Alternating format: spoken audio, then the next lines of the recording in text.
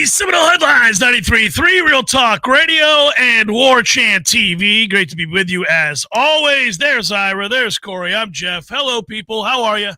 Great. What up? Good? This is exciting. We didn't know that this was going to happen. Corey's got some big concert plans. Right after this, gang. Literally, Stephanie's picking me up from the studio so we can drive to Jacksonville to see Dave Matthews 2 nights in a row. Thanks for the invite. I was going to say... buddy, if you want to go over on Wednesday and take my spot, please. I had a feeling you were going to say that was the concert you were going to because people went down to Tampa. Yeah. People went over to I don't know where else. Miami, maybe? Who knows? West Palm. And I don't mind Dave Matthews. It's just not your favorite. You don't need to see him twice. It's not my favorite. And I've seen him probably 4 times. Well, Stephanie sees him every show. How many dates does he play in a year? I would guess he's in the summer, so I'd guess 50 to 60. Does he put out new music? It's a little bit like the Dead Man. He's going. Yeah, he just tours, and they follow him from city to city like weirdos. Stephanie's still there. She's probably at a show right now. But she will be back, and we both will be back in time for the big sausage party. Yes, sir. Sausage Fest on Thursday. Speaking of which, yay, sausage! You like that professional transition there by That's Corey? the best he's ever done. I mean, he served a softball to me, which has never happened. Usually I'm throwing curveballs on the black. I mean, he's like the Pirates pitching to the Braves in game 1 and 2 of that series this week. I mean, yes, the big party is Thursday evening, 5 to 8 p.m. There's up on the YouTube screen if you're watching it on YouTube. May 30th, which is this Thursday, 5 to 8 p.m. over at the Hub at Feather Oaks, which is a cool venue. It is a cool venue. We're a little, I don't know, are we concerned about parking? We're not. Stephanie's a little concerned about very parking. Concerned. She thinks it's going to be like the Beatles getting back together. She thinks it's going to be an enormous crowd. Well, that's just because she heard Jeff's not coming. Well, that's true. I was like, I calm it down. It's not going to be that big a crowd, but it might be. I hope it is. I hope everybody shows up. I think it'll be a pretty big crowd. It's free sausage, right? Didn't say that. It is. And it's a great timing because it is the day before the regional starts. Yeah. And so Florida State will be hosting a regional for the first time in 6 years. Just a few hours before that first game. It will be. And and it'll be free sausage. They're also going to have Chef Leon. I guess. Chef Leon, I don't know him, but he looked cool in the video Ben put out there on social media. And he's going to be doing some treats with the sausage and toppings. And then Oyster City Brewing is going to have beer. The beer is just going to be samples. So you can buy more beer if you want, but the sausage will be free. And I don't know how much he's bringing.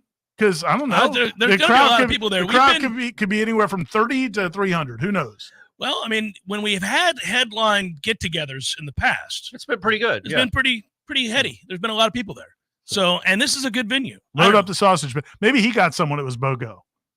Ben was there. He took advantage of his own deal. Yeah. Maybe. I just hate that I'm not going to be there. I know you guys will do a great job. And you're wildly popular in your own right, so people are going to flock to this event. But I'm sorry for those that I won't get to see. I really would. I feel like I'm missing out here. I mean that. I'm missing out on this. I wanted to fly up a day later. You don't have to fly with your family. Yeah, but I mean, you don't. Or you can take a later flight. They may be taken back by that. Can we get a cutout? Can we get one of those Jeff Cameron cutout? Do you have one? Yeah, there is. Well, there's my giant head is somewhere around here. We could bring that. Just walk around. Yeah, just walk around with it on a stick. Exactly. Jeff says hello. Just smash sausage in his face. No, don't do that. So anyhow, you guys, you'll hold it down. It'll be fun, and I hope everybody shows up. And I am going to have a little, what is it, FOMO? Is that what it's called? Yeah. Fear of missing out, Ira. Yeah. Fear of missing out. I think the kids say that, right? Yeah, they still do. Yeah, they kids still say FOMO. I heard Brady and his teammates saying it all weekend.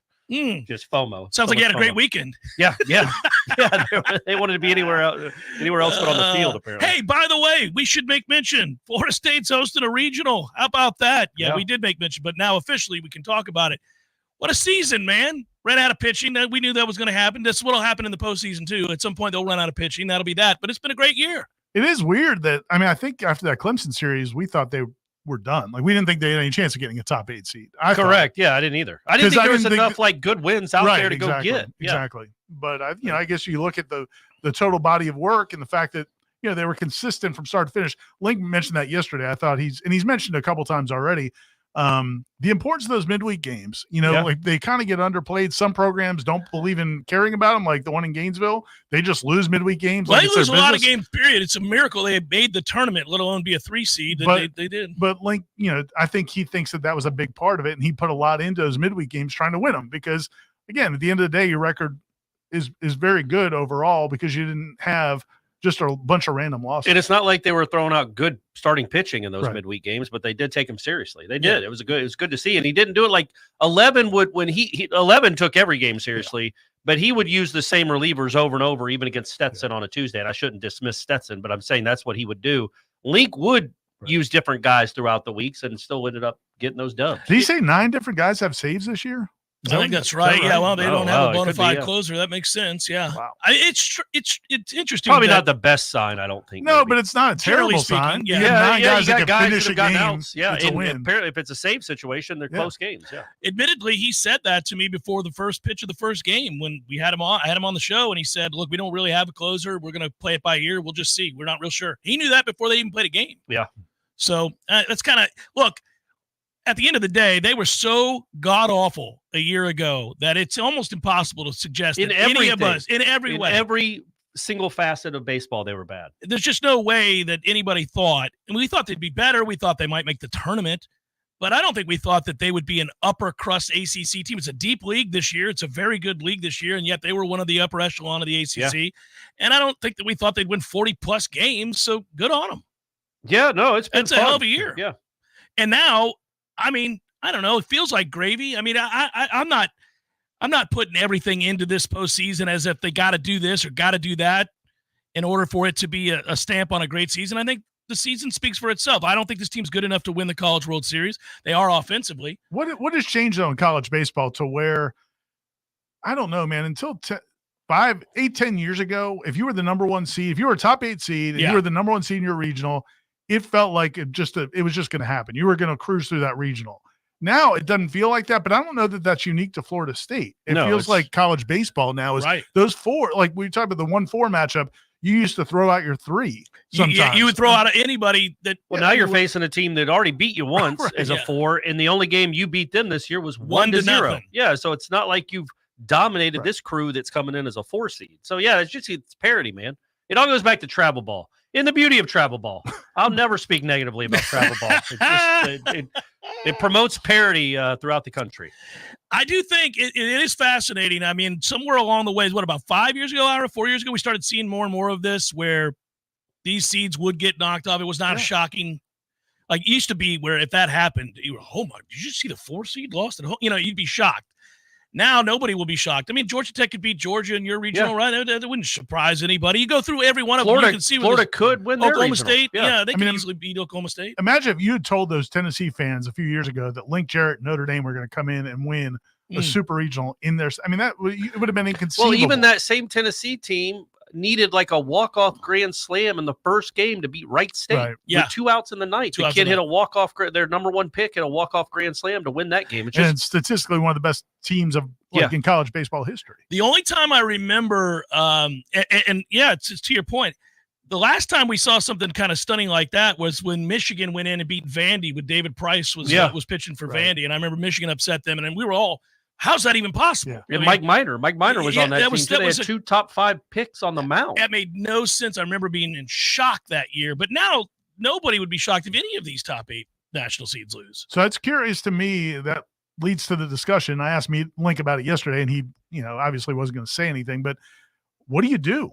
I mean, you got to win that game, but you can't use your ace if you think you're going to come out, right? It would be nice if you felt strongly about your number 2, but you just saw the way he pitched. No, you don't at all. You don't at all, buddy. Man, it'll suck throwing Jamie Arnold in the consolation game if that happens. I mean, that's the and then what do you do then? That's do the you rest. Not? That's but the then rest. Yeah, then you just keep saving them, and then you pitch them again in February. I mean that. No, I mean, look, man, the only way you're getting out of this regional is Arnold pitching game 2. Like, right, if you pitch him game 1 to beat Stetson, then you've got to win at least 2 more games without him. So, yeah, I mean, I think that's the recipe. That's what 11 used to win 19 straight regional games or whatever it was, which I'd assume is a record. I mean, that's insane what they did back around the turn of the decade. But it's the right thing to do. But if it goes poorly, but it's what it is, though. And then it goes poorly. It's the right decision. Yeah, it's not your fault that Leiter and Whitaker got hurt, and because think about Leiter pitching on a Friday afternoon. I was going to say Friday night, a Friday afternoon, which he would in a normal scenario. He'd be your first guy pitching on Friday. Well, the interesting thing is, I don't know what to make of this, but I guess he pitched the morning of their game against Duke. Would have rather him pitched in the afternoon. I guess I get a simulation of 4 innings or something along those lines, what they inferred on the broadcast. 4 innings? So, like, something to the extent of that. All right. I listen, if that's the case, and they're gonna have him at all, I don't know that they will. They didn't say that, and I haven't talked to Link yet about it. Has anybody asked him if that's going to happen? I mean, they said that he's going to throw another pen this week, and then if everything goes fine, they'd like to use him in relief. But as out of the bullpen. No, that's fine. Though. Now you've got both those guys back in some capacity. And based on the fact that he had a good pen up there, if he has another good pen, and it seems like it's been trending in a good direction, it seems more likely than not they'll have him in a relief. I want to take the discussion somewhere else real quick other than Florida State baseball. So we mentioned it. Florida gets in at 28 and 27. Mm-hmm. Now, look, we can't argue that talent-wise, they are one of the most talented teams in the country, and they played in the best league. That league is loaded. But what bothers me, and what should bother everyone listening to this or watching this, unless Florida State's in the SEC next year, is that this is happening in every sport. Every single softball team that plays in the SEC got into the tournament. I think 11 or 12 SEC teams, baseball teams, got into the tournament. Meaning Florida lost 5 of their last 6 series and got into the tournament because, look at their RPI. Well, yeah, because they're playing in this conference. Like, the benefit of being in the SEC is you get all this money and you get the best players. You get all this attention. But it shouldn't mean that just because, like, if you suck in the league, you don't get rewarded. You don't get rewarded just because you almost won some games, or you 28-27 should never be good enough to get into a national tournament. What I'm worried about is this is happening in every sport where, you're the 9th best team in the SEC, but you might be the 20th best team in the country. Well, so sorry, man. You know what I mean? Like, that's a bummer for you, but you get all the benefits of being the SEC. One of the negatives, the only negative, is you might be 28-27 and miss the tournament. Like, but there aren't even any negatives now. Like, they made the tournament. Yeah, dude. I mean, this is a continuation of. But it's football, it's baseball, it's softball, it's every single sport. The SEC is going to get the benefit of the doubt, and all these below average SEC teams are going to be in the national tournament. Yeah, and ESPN's been complicit in. This is why it is frustrating, and this is why I would go after the ESPN people, because they have become the mouthpiece of the SEC and telling everybody in all circumstances that league is better than every other league in every sport, whether it's true or not. And yeah, you can make an argument. I think it's the college Charleston coach that went on his rant, and I don't know. I looked at their resume. I'm not crying for them. It's not like they played a lot of really good teams and beat them, but there probably are other teams out there. But Cal won 2/3 of their games in a real conference for the last year. But of course, the Pac-12, who cares about them? We got to get a team that was below 500 in the SEC in. Yeah, man, it's definitely where it's going. And it's going to be, as they transition to this Big 2, whenever that happens, I mean, that's where this is going. And yet weekly, you'll find an article describing Florida State and others trying to get out of the ACC as whiners and complainers, as if they don't know this reality. Yeah. That this is where the sports, plural, are going. If you're not in one of those two, bend over. You better win your conference. Good luck, buddy, because there's a chance you're not going to get in, and you may be very, very good.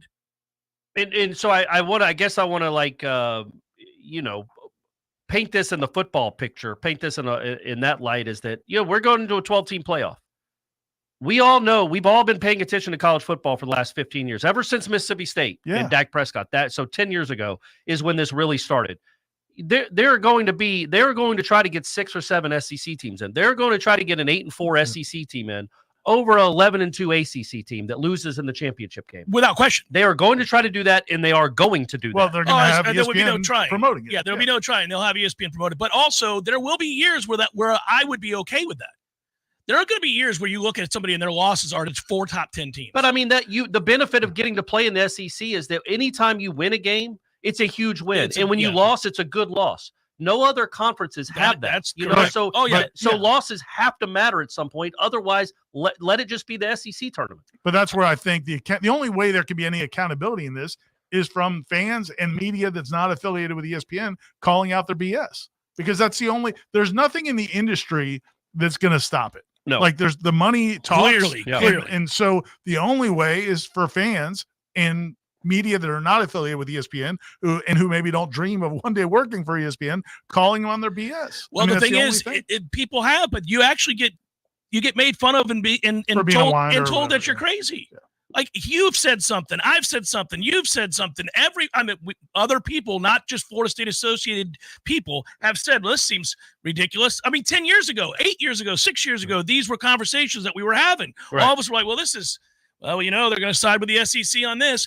And a lot of times, all you'd get back from people like Pat Forty and others is, well, whining a-holes. It's like, Pat, wake up. And the rest of you, take a look. Is this the weekly Pat Forty segment? Dude, I'm using him because he's the one who comes after everybody, but there's others. There are a bunch of others. But yeah, there's a mocking, like, you really think you're on the level with the SEC? It's like, how could you dream of such a thing? Yeah, Why would you even say it? But again, it's Reese Davis. That is a machine. And it's so how do you fight that? I don't know, man. And that's why, maybe for the people that want to get in the Big Ten and they don't want to be affiliated with that, I understand it. The problem is, though, the same thing will happen. It'll be with Fox, and all of their people will tell you how the 9th team in the Big Ten is better than anybody else. But if you're in the Big Ten, then you can live with it. Yeah, exactly. I'm trying to think, like, if Florida State happened to be in the SEC and they had a 28-27 baseball record this year, would we be on here saying absolutely they deserve to be in the tournament? I would think we would be like, yes, they probably are more talented than these teams. They absolutely played a tougher schedule. Man. But I would hope to think we would be objective enough to be like, they also suck for most of the year. Well, the problem is with Florida. With Florida, it's harder to make the argument just because of all the midweek games they lost to terrible teams. Yeah. All the time. They just lost to people left and right. Remember the start of the year when Florida State was winning every game, literally every game, and we'd look over at Florida and be like, people were tweeting at Division I baseball and all these other sites like, hey guys, you still got them ranked 6th. Can Florida State get ranked? I mean, I know Florida's 8-7. Yeah, but Florida State's 14-0. Yeah, any chance we can get them ranked here? And people were like, settle down. Everybody knows Florida's good. I'm like, look, I get you. Florida played for the national title last year, and they are good. They have pitching. They have the best player anybody's ever seen. Yeah, he's incredible. One of the best players of all time. Got it. But they are 8-7. Yeah, is there any chance that, we were? Yeah. It was weird. I guess the reason I would say we would not do that is because if you go back to when the basketball team was not making the tournament, the only year I ever was really just outraged, I think, was the Tony Douglas broken hand. Well, that sucked. Yeah. Every other year, it's like, man, you got to do better. You got to do better. Yeah, do better. Yeah. And the Tony Douglas one was because you lost one of your second best player for a huge stretch, and it was like 6 games, and you lost all 6. Right. Yeah. And then once he came back, they were good. And once they beat Clemson at the end, and we thought they were going to get it. Duke at Duke. When Tony Douglas played, that was a NCAA tournament team and probably a 6th seed. Injuries didn't come into the equation at that point. No, they don't. That's a new motto they've had. That's a new MO they've had. But yeah, I just don't remember bitching every year because they got left out when they were 11-7. But I mean, that's just the benefit of the SEC. You get to get the Jack Cagliones. You get to pay. You get all this money. You get these great players. The one negative is you also have to play a lot of really good teams. And if you lose to them, it should matter. Well, you don't get to go then play for a national championship. And then the worst part is, and it's like going back to that year with Mississippi State, I think that was the year you invited us to the beach. We were at the beach watching Dak Prescott. Yeah, that's right. I don't think we've been back since, but No. I mean, it's never happened. No, he vowed in that moment. That was never happening. I didn't like the vibe. He's waiting for us to pick up the next one. That was the end of it. When is that? That was 10 years ago, gang. I'm still waiting Jeff on and I are talking about it. All right. But no, we were at the beach and we were watching that Mississippi State team going, what the? Yeah. This team sucks. Yeah. I mean, they won that game. Yeah, they beat Kentucky like in overtime. Yeah, and they rocketed up to number 1 2 weeks later. But it's been happening nonstop ever since. Yeah. I know. They all get propped up. They beat 2 top 10 SEC teams that ended up being It's garbage. the straw that stirs the drink. But one thing I will wonder about, because there have been times where I've had to push back against my own fan base in Florida State, and that there are years that the SEC is quite clearly the best conference. They're always the best conference. But it's by 10 degrees. Yeah. And it's usually, one of the problems is like I'll have a Florida State fan reach out to me and say, oh, well, Florida State would beat so-and-so, so-and-so, and so-and-so. I'd say, yeah, if you're in that league, the problem is the week to week to week dealing with somebody who can beat you. Right. Every week there's a team when you're playing Ole Miss on the road, followed up by, let's say, Auburn on the road, come back home and play Tennessee and then go on the road and face whomever. I mean, Alabama. You could lose every one of those games. Now you won't, but you could. That's not true of the ACC most years, that's right? Fair. And so what I say oftentimes, like, let's say we're in that league. I will tell you that if Florida State goes 9-3 in that league and has a top 3 schedule in the country, I'm going to argue they should be in the playoff. Yeah. I don't want to be a hypocrite for that. Yeah. I'm going to say they should be in the playoff. But every case needs to be looked at. That is separately, correct. And every team needs to be evaluated separately. And I hope you wonder a lot of times in sports, man, there's like a pendulum, like in anything, and things sway one way and then they swing back the other way. The more that this happens, the outrage yesterday, the outrage over Florida State getting left out. Yeah. The outrage yesterday. I wonder if you just wonder if at some point maybe the pendulum starts to swing back where there's a anti-SEC rhetoric that becomes louder, and the ESPN's not going to put it out. No, but maybe the public will, and it'll have an effect. Yeah, ESPN has shown that the brainwashing has commenced. Well, and all this said, I would love to be a member of the SEC. I want that to happen in August. You got our numbers. Yeah, we love what's going on. We love it. Seminole Headlines, 93.3 Real Talk Radio, Warchant TV continues in a moment. I'm Greg Tisch here to share one of my favorite TCC stories. In the summer of 1966, Eugene Lamb wanted to stay in shape before leaving to play college basketball in Louisiana. So he jogged to Tallahassee from his home in Midway and helped lay the bricks for the first building on what's now the TCC campus on Appleyard Drive. Today, he is a longtime member of the TCC District Board of Trustees. It's no exaggeration when we say Trustee Lamb helped build TCC into what it is today. TCC thanks our community for 58 years of support. We look forward to moving into the future together. When you need a plumber quick, how long is an acceptable time to have to wait? Yeah, hey, it's the Millers again. Just calling you about our little plumbing problem. 2 hours? Hey, we were hoping you can get here soon because the water is getting really bad. I mean, please hurry. 4 hours? I know you said you were on your way, but, honey, tell the kids to tread water. 8 hours? Don't worry about us. At M&L Plumbing, you'll never have to wait long for quality, dependable service right when you need it. At M&L Plumbing, we listen to our customers, and our qualified technicians aim to achieve 100% customer satisfaction.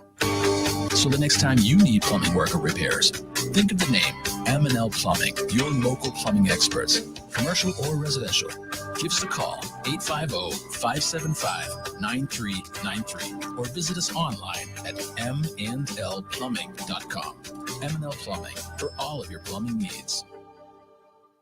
It's National Care Stand Month at Brian Barnard's Flooring America. Care Stand rugs and carpet are made to last for generations. At Flooring America, discover Care Stand's newest carpet styles and colors, including their new hardwood and waterproof flooring. Feel the natural durability of New Zealand wool and the stain resistance of cashmere nylon. Hi, it's Chris Barnard. We are proud to be the area's largest Care Stand dealer for over 45 years. Come see us during National Care Stand Month and see why Brian Barnard's Flooring America is where friends send friends.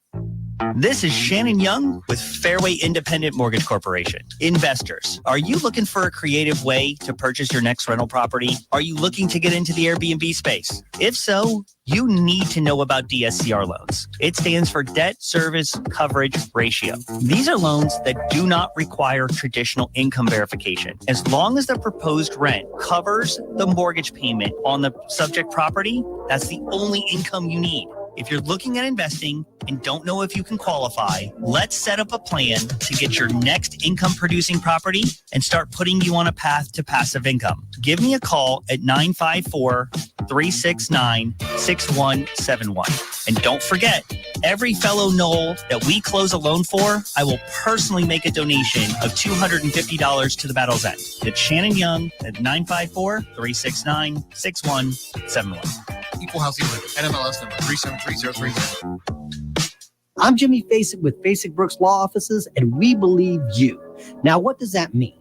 Over and over, we hear from the people we represent that when they shared their story of how they were injured with law enforcement, insurance companies, or business owners, they didn't believe our client's story. That's why you need an attorney that has your back no matter what. An attorney who starts by believing you're telling the truth. We are Facek Brooks, and we believe you. 850-777-7777.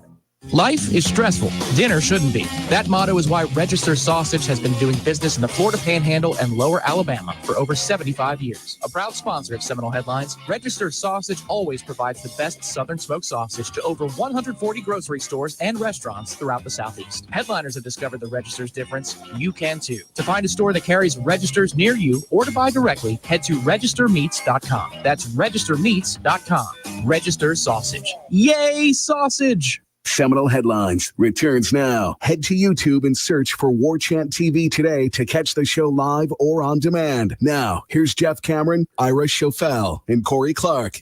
Just so you know, guys, and you know I don't ever talk recruiting on this show all that much, but you saw where old Wilt Fong here from On 3 has Tavion Wallace, the linebacker, the elite. He's put in an RPM pick. He has. That's a good job. Yeah, and he says the Noles are going to get him. I get excited about linebackers, man. You do. That is the one pumped. position. I'm paying attention. Even though the sport's going away from linebackers, you got to have a couple Cameron good ones. wants a linebacker. I want two at least. Yeah, but that kid's not going to play for 2 years. You might as well go get somebody from They the did. SEC next year. They just did. I know. That's what I'm saying. Keep that going. That's what I'm more excited about. No, that's good, man. Florida State, those two positions, the fans really want to see, and I understand it, a linebacker, some linebacker recruiting, and some defensive tackle recruiting, getting defensive line recruiting, getting some big-time prospects, and it would be a good sign if you get one. I mean, a lot of times those guys do want to play together. I mean, they want to be part of classes where other good players are coming in with them, especially, I think, especially defensive guys. It's not like there's not one ball to go around like on offense. So, yeah, it's positive for sure if they get him, and it sounds like they're in great shape. And Will Fong, the whole On3 contingent, Chad Simmons, Aslan Hajavandi. I was going to say, Aslan's there, man. They're up there in Nashville. They've got like 50 of the top prospects in the country, and we've got videos and stories coming on a lot of those guys, and a lot of them are talking about the Noles. Hey, by the way, I mentioned it last week, but I saw Mike Norvell out eating dinner with his family the other night when I went out to eat, and that guy was the friendliest fellow I've ever encountered. Oh, did you say hello to him? I did. We had a conversation. Okay, it was nice. Me and my wife, Christy. And did you share any food? We did not. I think he was about to let me sit down with the rest of the family there. He was so inviting. I just thought, let you know, he's in a good headspace, guys. Okay, well, that's good. That's good to hear. Just let you know. He's feeling good about things. I think he is. That's kind of what I was intimating. I think he's feeling really good about things. What's his salary this year? He's making $10 million a year. Come on, man.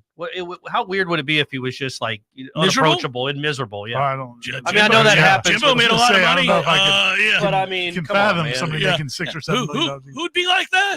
Yeah. Good point. Good point. I mean, you think Nick was looking at journalists when he ran into him at the restaurant? Come on over. Good Maybe Lord. say hey to the family. Kirby.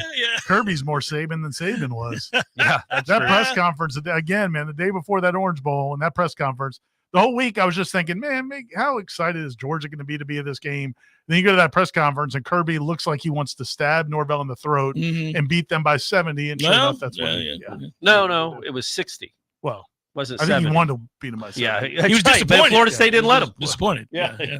They bowed up in that moment. Yeah, that's right. Could have got really out of hand. It could have. They said, not Florida today. State said no. Not today. Nope. Sorry. Ain't nobody beating us by 70 out here today. It's not happening. I can't wash that off of me. Hey, you can wash it off with you by thinking of the top 40, the Warchant top 40, which 36 through 40 has been released. When does that correct? drop? Oh, it dropped today. Dropped today, Corey Clark. They announced it on my way over here. I was like, oh, the news is big. We'll have to tell everybody on headlines. They announced it. It's happening. Like it was a breaking news. Breaking news. Well, nationally, you can see it's being retweeted by everybody. Like, it's on the bottom the line. list is out, guys. The gentlemen have spoken. Or it was a text from me to Jeff and Tom. Yeah. But man, 36 through 40 is up on the website now. You can go check it out. And this was, I'm going to say, and we got some more. Yeah, see, I'm glad I brought this up. Howdy, headliners. At the conclusion of today's show, stay tuned. We have a one-on-one with top 2025 linebacking prospect Tavion Wallace, the aforementioned Tavion Wallace. So when the show ends today, guys, do not click off. Don't race off like you normally do to tell everybody how funny Seminole Headlines was. Right. Stay tuned for a few minutes. Well, and how get that insightful. interview. It's not it's not just giggles here. We give real info. Yeah. Good times. But yeah, the top 40 started today. We'll release it over the next, I guess, week or two. And we've got number 36 through number 40 today. And we can talk about them. Let's break them down. We should break them down. Hey, really quickly, because I want to answer Briley's question. He's great, and he's always here for the show, and he wants to know. And damn it, man, what did I do with these questions? There it is. Y'all got some splaining to do on how you calculate these rankings. 4 out of 7 don't rank Daniel Lyons in the top 40 at all. 2, number 25, and he's ranked above Thomas, who's in 6 out of 7 lists. So he wants to know how we came up with that. Okay, so to clarify, let me clarify the calculations. So, and he's talking about Landon Thomas, the tight end, freshman tight end, comes in at number 39 in a tie for 39. And he is on 6 of our 7 lists, but most of the people have him in the mid to high 30s, like just on the cusp of being in the top 30. Well, it's reverse points. So if you're the 40th player, you get 1 point. If you're the 39th player, you get 2 points, and so on. So if you're from every list. Yeah. So if Corey picks you 37th, you get 4 points. That's good. You're in the ranking, but it's not a whole lot. If you're in the 20, if you're 25, you're 18th, you're getting 16 points. So the deal with Daniel Lyons, he had a couple of people who had him in the 20s, and a few people didn't have him in the top 40 at all. And it's tough. He's a tough one. Grady Kelly. There's a lot of we knew this was going to happen. This top 40 was really difficult because used to be in most years you basically it's like the starters, your top 22 so players. You have 22 players, or you're going to be in your top 20, 25. And then your backups are going to fill out most of the rest of it. The problem is, man, there's tremendous competition. There's guys that didn't make our top 40 that are going to be competing for starting jobs. And there are guys that didn't make our top 40 that Who will halfway definitely through be the in season, the three of us are going to be like, well, hell, we look like idiots. I mean, it's going to happen. There's going to be somebody that emerges there. There's going to be a guy we had in our top 15 that probably would have been outside of the top 35 at the halfway point, right? Yeah.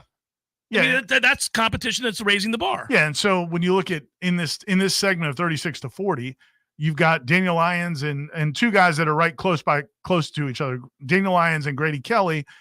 They probably will be your second team defensive tackles, but KJ Sampson's pretty good. Tamaya Durjaye is pretty good. Like, so those guys may be challenged for those second team. So they're not surefire second team guys. And if they are, we don't know how big of an impact they're going to have. I mean, like, I don't know that we've seen anything out of Daniel Lyons or Grady Kelly yet to say, oh, yeah, that's going to be a guy that's a game changer. Whereas there are some guys that people voted ahead of them that, even though they're also going to be second team guys, may have more of a chance to be game changers. The one big omission in that group that just came out where I feel bad about is Quindarius Jones, I think, is tied for 36th with Keziah Holmes.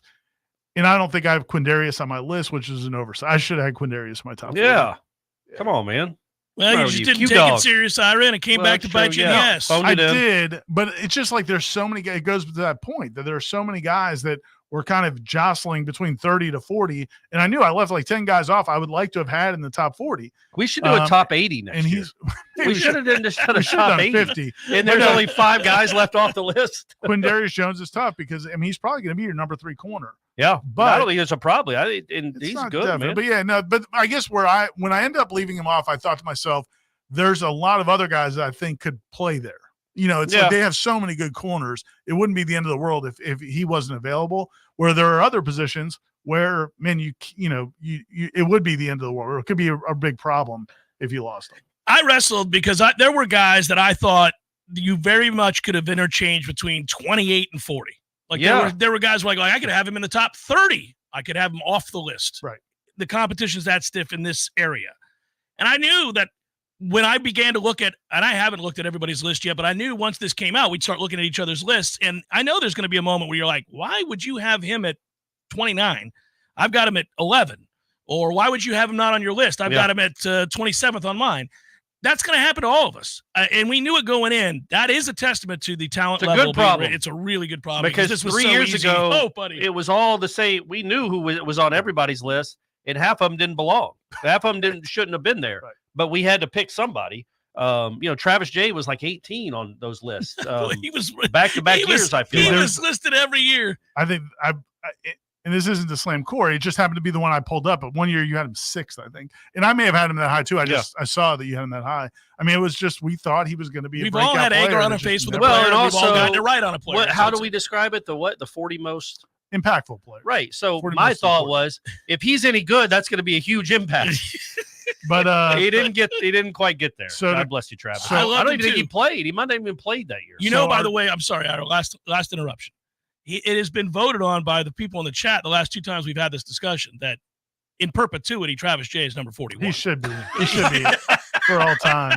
The honorable. Others receiving votes. Travis J. Or at the end of the year, we should give somebody the Travis J award for being what you were close, man. We Our pick too high. Let's. But yeah, 36 was a tie between Quindarius Jones and Keziah Holmes. And Quindarius Holmes is a tough one also because we don't know how many carries he's going to get. Right? We just don't know how many carries he's going to get. Yeah. And then 37th was the 36 and 37 tied. Daniel Lyons was 38th. Grady Kelly and Landon Thomas were tied for 39. All right. Landon made it in, huh? Freshman. He did. I think you're going to need 2 tight ends, and I think he's going to get playing time. I think I think he can be an impactful receiver. They'll have to be, I think imaginative with how they use him. But yeah, I think he will. And somebody in the chat asked why we thought Grady Kelly should be in the 30s. Look, man, I think he looks solid. I mean, he looked decent. Yeah. He's a guy that's played 3 years of college football. He's definitely going to play. He doesn't have the upside probably of maybe a KJ Sampson, but he's played 3 or 4 years of college football, and he's definitely going to be. He's not going to be blown off the ball. No. He's not going to embarrass. He'll be in the rotation. That's why you rank him. He'll be in the rotation. I mean, he's got a giant fat ass. That's what they were looking for. And, I think he can anchor. That's what all defensive linemen just look for those giant Corey Simon asses. Yeah, I call it the Corey Simon ass. I'm always looking for. That was an all-timer. Well, no, that was the Kardashian of football. I see Corey all the time. I'm always like, you see any good asses like yours out here? And he laughs. So he knows he's in on the joke. He made a lot of. That was the thing. There's a lot of people that have fat asses that can't move. Corey Simon. They're all at Disney World simultaneously. He made a lot of money out of his. He did. Yeah, he was like the 6th pick in the draft. Old Corey Simon. So. Yeah, he'll be in the rotation to answer that question, Grady Kelly. That's what they should do with the recruiting camps. The camps are coming up here soon. Yeah. Just have the defensive linemen line up and let Jeff just look at the asses. And just, no, they're wearing like in real potential. Like in Blazing Saddles. Yeah. I like it. Seminole Headlines, 93.3 Real Talk Radio, Warchant TV continues in a moment. Your local news now. The National Transportation Safety Board is currently investigating a plane crash that happened over the weekend in Wakulla County. The NTSB said the crash happened on Saturday around 10 p.m. near Panacea. It involved an experimental home-built plane, and investigators say went down in the Appalachia Bay. The airplane was traveling from Destin to Zephyr Hills. Investigators are currently waiting for the wreckage to be recovered to determine the cause of the crash. At this time, the NTSB did not release any information regarding how many people were on the plane or the extent of their injuries. Suwannee County Sheriff's deputies arrested a man they say admitted to killing his own father. 59-year-old Alton Ellis was arrested after deputies say they found him and his father's body at a home on 89th Road in Live Oak. They say Ellis admitted to killing his father after they got into a dispute at the home, causing blunt force trauma to his head. This is Rachel Anay with your Real Talk 93.3 local news update, brought to you by Macklemore Systems, Tallahassee's go-to Mac store. Check them out online at MacklemoreSystems.com. This is meteorologist Paul Trombley with your Real Talk 93.3 weather update. 94 this afternoon under clear skies, northwest winds 5 to 10 miles per hour. Lows around 69 tonight. Clear skies tomorrow, highs level off around 93. Partly cloudy skies Thursday with a high of 93. 92, slight chance for storms Friday.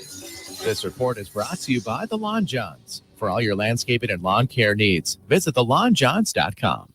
Right now, it's 88 degrees. Surprising flavors, cultural authenticity, and unique adventures are some of the main ingredients that go into every single plate served at Café de Martín, Tallahassee's best Peruvian dining experience. Led by classically trained Chef Martín, passion for culture, passion for flavor, and a passion for people can be felt from the moment you step inside. Café de Martín also offers an unparalleled outdoor dining experience in the garden. Surrounded by vibrant flowers and plants, and nestled between carefully curated decor, the shaded and breezy outdoor garden features elegant live music regularly, and the romantic evening lighting makes Café de Martín the best place to share conversation and connect with the ones you love. Every dish is made from scratch, and every drink is handmade by trained bartenders, offering the very best margaritas and old fashions in the city. Take a trip to a Peruvian paradise right here in the capital city. Visit Café de Martín and El Bar on Capitol Circle Northeast in the Esposito Shopping Center. Open daily for lunch, happy hour, and dinner. Find the full menu online at cafedemartin.com. Life is stressful.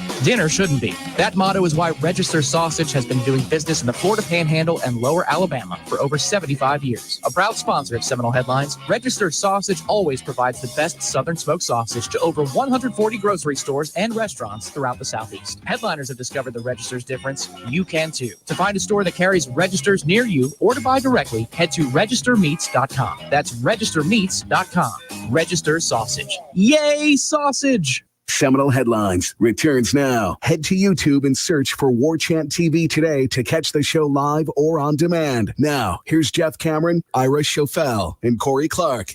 I did want to take a minute to celebrate the fact that Angel Hernandez is no longer in baseball. How about that? What a good day, folks. You know, what a good day. You know you suck at your job when friends are texting friends. Yeah. I got a text from a buddy last night, like rejoicing. Oh.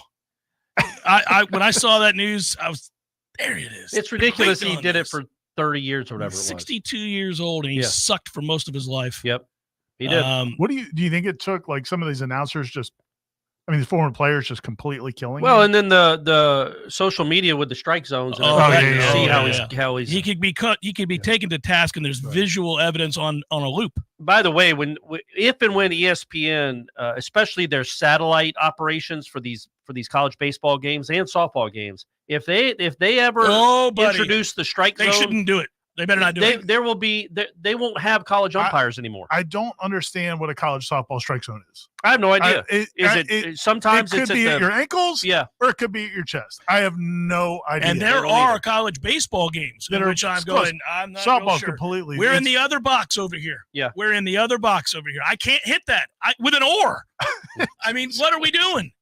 That happens. Guys start falling in love further and further away from the plate, like. The other box to a righty, and you watch it happen. That happened like 10 times this year to Cam. I'm like, what is going on here? That's not a strike. That's not a strike. Do you guys like the strike zone thing on the screen? For baseball, Major League Baseball? Yeah. Yes, I do too. I love it. And you see how hard it can be because some of these balls that are called a strike that are balls are like half an inch outside. It's like, okay, I get that, man. It's the ones that are three outside. balls the outside. Angel Hernandez balls. Yes, the Angel, or a breaking ball that's 6 inches over the strike zone that gets caught where it hits the mitt is still above the strike zone, but it's called a strike. I know it's an art, and you can argue against this take, but I think they should stop with the guys that have become expert receivers of the baseball and stealing strikes. It's a little loud. It's like getting rid of the shift was good for baseball.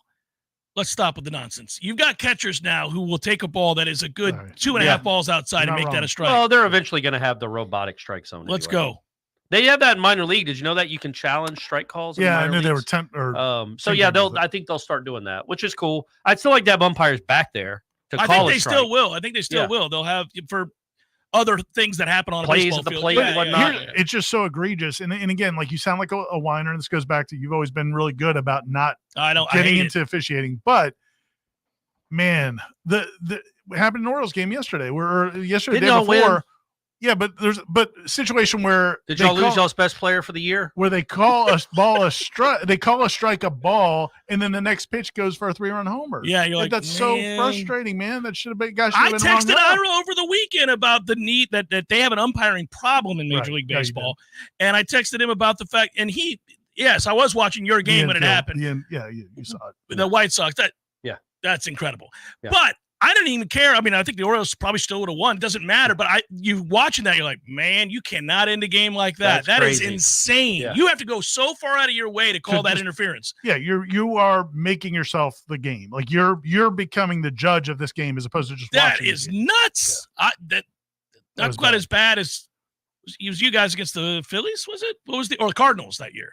Oh, the outfield fly roll. The outfield fly roll. Yeah, that was when we threw. That's a toughie. I didn't have anything full to throw onto the field, or I would have for the money I spent to watch that nonsense. I was watching live, by the way. I feel really bad. As soon as it happened, I knew he was done for the year. I mean, watching him. Oh, Acuna. Acuna do the false steal to third. And I was telling this to Aslot and my other friends. Like, Acuna never runs anything out. He runs hard twice a game, maybe. So why is he doing that? No, but it's like his body's not used to quick movements because he never does it. He'll hit a ground ball to deep short, and you're like, oh, this could be a close play. He's not even in the picture. He's out by a mile. He's just jogging back to the dugout.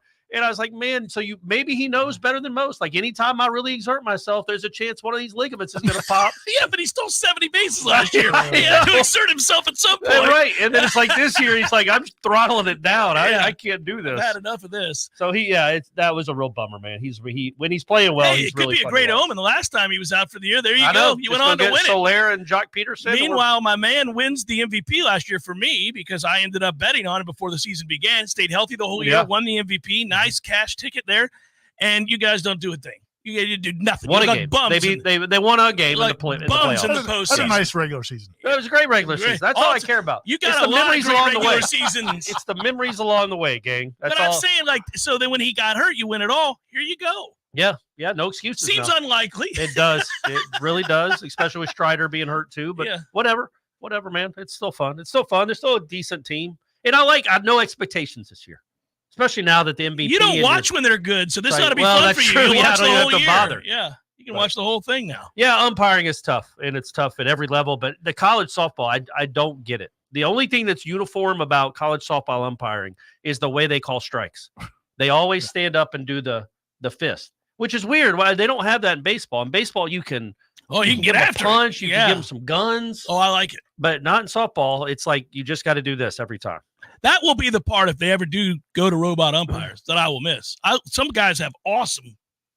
You can still do that, right? Punch the tickets, man. Yeah. I want to see the tickets punched.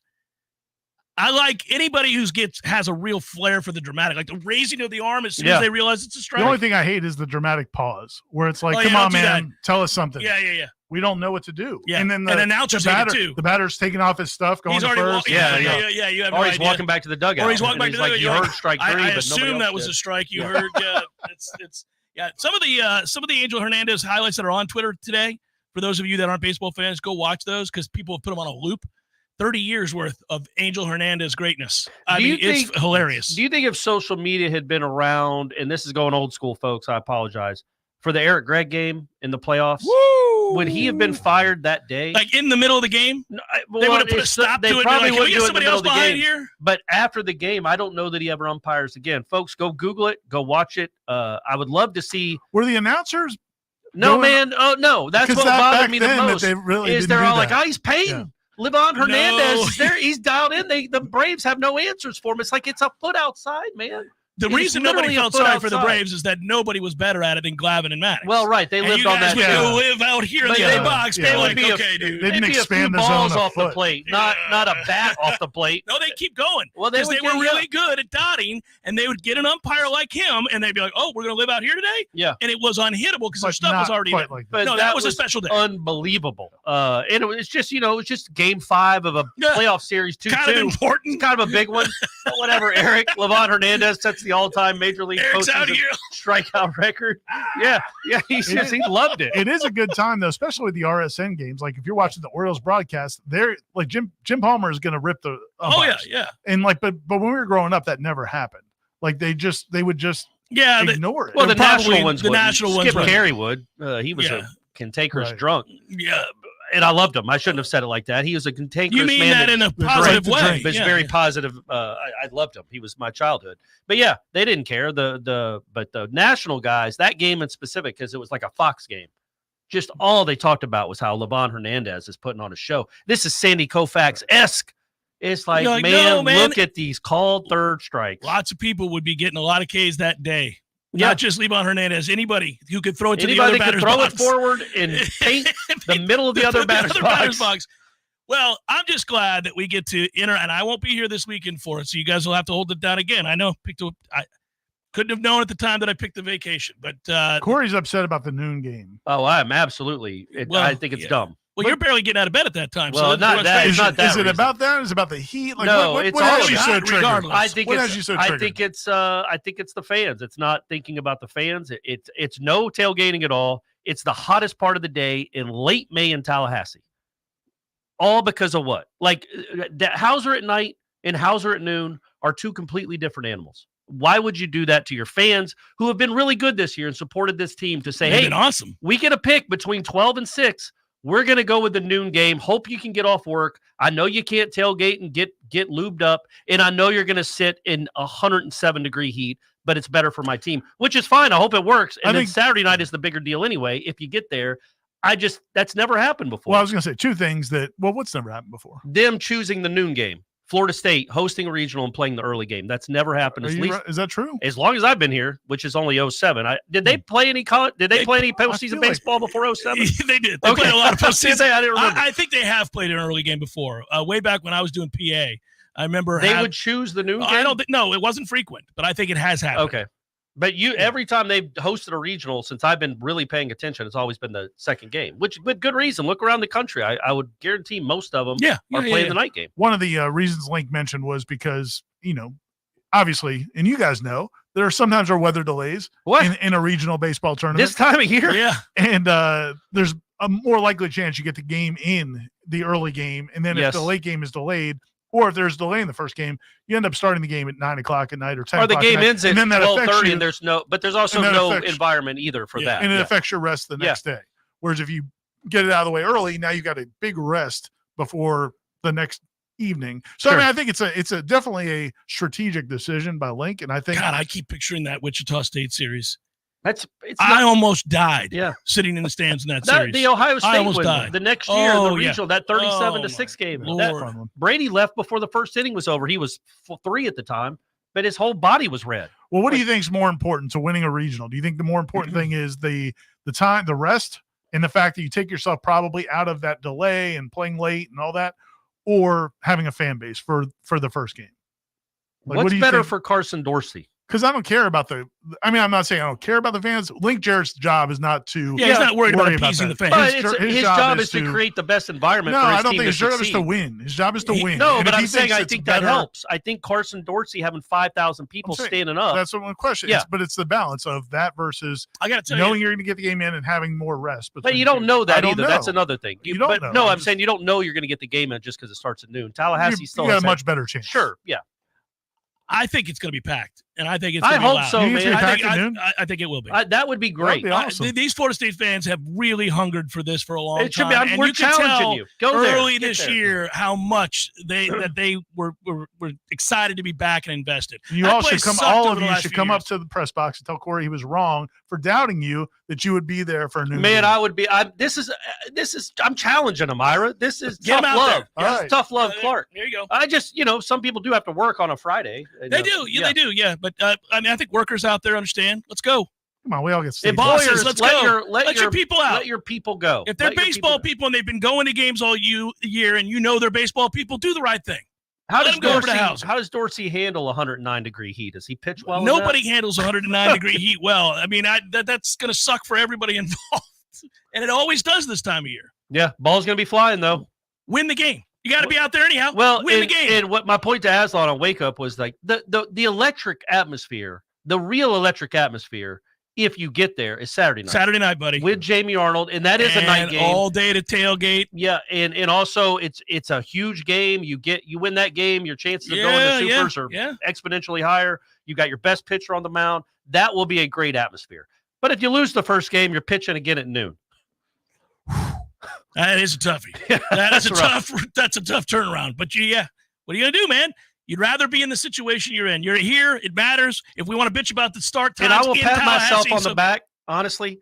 How many people have the balls to criticize Link Jarrett after the turnaround this year? You criticize everything, dude. You and Aslan spent 5 minutes criticizing. I love you both. We have 10 seconds. Yell at him during the break. The fact that the seeds the host sites got announced the night before. Stupid too. Why do you care? That's stupid. Why is that outrageous? I'm shutting them off. Seminole Headlines continues. Hour number 2 forthcoming. Seminole Auto Glass. Hey, Greg. Hey, what's up? It's turkey season. Have you hit one yet? A turkey? No. Good for you, because we've seen more turkey suicides than anything lately. Oh, no. Yeah, we had a pretty foul morning. Oh. But our customers just went to Seminole Auto Glass and uploaded their insurance card. We got them back on the road with feathers flying in no time. Hey, Greg, which side of a turkey has more feathers? The outside. Oh. Better call Seminole. Seminole Auto Glass. Call 850-539-4527. There's fun to be had every night at the Corner Pocket. Take home prizes on Trivia Tuesdays and Beer Bingo Thursdays. And kickstart your weekend with Martini Fridays. Plus happy hour runs every weekday and game day specials every time the Noles take the field. Watch all the best games at the Corner Pocket's Vegas wall, featuring 560 inches of flat screen TV heaven. Oh, really? The best food, the best drinks, and the best place to watch all the games. Tallahassee loves the Corner Pocket. This is Patty Wilson. Oh, I'm sorry. We're ready? Hey, he's recording. Why are you always saying your last name? It's Patty and Scott. Everybody knows Patty and Scott. I don't know. This is Patty Wilson. I am Patty Wilson. What is the idea behind said promo? It's for Patty's Playhouse. We're on Patty's Playhouse Saturdays at 11. Tune in. That's stupid. Just tune in. Saturdays at 11. Patty Wilson, Patty's Playhouse. House talk with a happy ending. Each and every time. My friends swim no matter the season, but my moderate to severe plaque psoriasis can sometimes take me out of the moment. Now, thanks to Skyrizi and Clear Skin, count me in. with Skyrizi Risankizumab Riza, a prescription-only 150 milligram injection for adults who are candidates for systemic or phototherapy. 3 out of 4 people achieve 90% clear skin at 4 months. Don't use if allergic to Skyrizi. Serious allergic reactions and an increased risk of infections or a lower ability to fight them may occur. Before treatment, your doctor should check for infection and tuberculosis. Tell your doctor if you have an infection or symptoms such as fever, sweats, chills, muscle aches, or cough, or if you plan to or recently received a vaccine. Thanks to Skyrizi, there's nothing on my skin, and that means everything. Ask your doctor today about Skyrizi, the #1 dermatologist prescribed biologic in psoriasis, and visit skyrizi.com or call 1-866-SKYRIZI to learn more. Many orthodontists in Tallahassee can straighten a smile, but at Birch Orthodontics, they're dedicated to providing the finest care possible. The experienced and friendly staff is trained in all of the latest techniques. So whether you need standard treatment like braces or Invisalign, or you have a more complicated case requiring extra attention, Birch Orthodontics is here for you. Set up your free consultation today by visiting birchorthodontics.com, BURCH orthodontics.com, or call 850-877. Coming up next, more of the Jeff Cameron Show, live and local on Real Talk 93.3. WVFT, Greta, Tallahassee. The latest betting odds and line movements from Vegas. This is your action update. Now here are your latest lines from our guys in the desert. Max Fried on the mound for the Atlanta Braves today, 4-2, a 3.38 earned run average. Braves are the $2.40 favorite at Truist Park against Jake Irvin and the Nationals, plus 210, 8.5 under the total. Florida Gators open up the NCAA baseball regional against Nebraska in Stillwater, Oklahoma on Friday. The Oklahoma State Cowboys are the plus 105 regional favorite, Florida plus 165. Florida State hosting the Tallahassee Regional. The Seminoles plus 105 to win it and move on to the Super Regional round.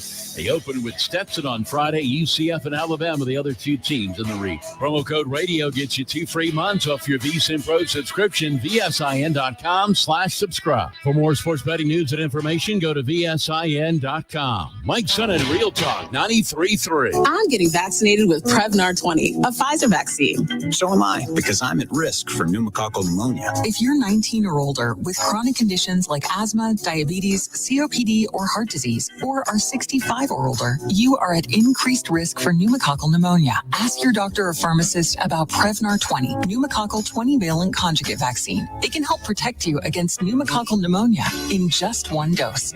Even if you've already been vaccinated with other pneumonia vaccines, Prevnar 20 may help provide added protection. Prevnar 20 is approved for adults to help prevent infections from 20 strains of the bacteria that cause pneumococcal pneumonia. Continued approval may depend on a supportive study. Don't get Prevnar 20 if you've had a severe allergic reaction to the vaccine or its ingredients. Adults with weakened immune systems may have a lower response to the vaccine. Side effects include pain and swelling at the injection site, fatigue, headache, muscle, and joint pain. For full prescribing information, please call 1-855-213-2138 or visit Prevnar20.com.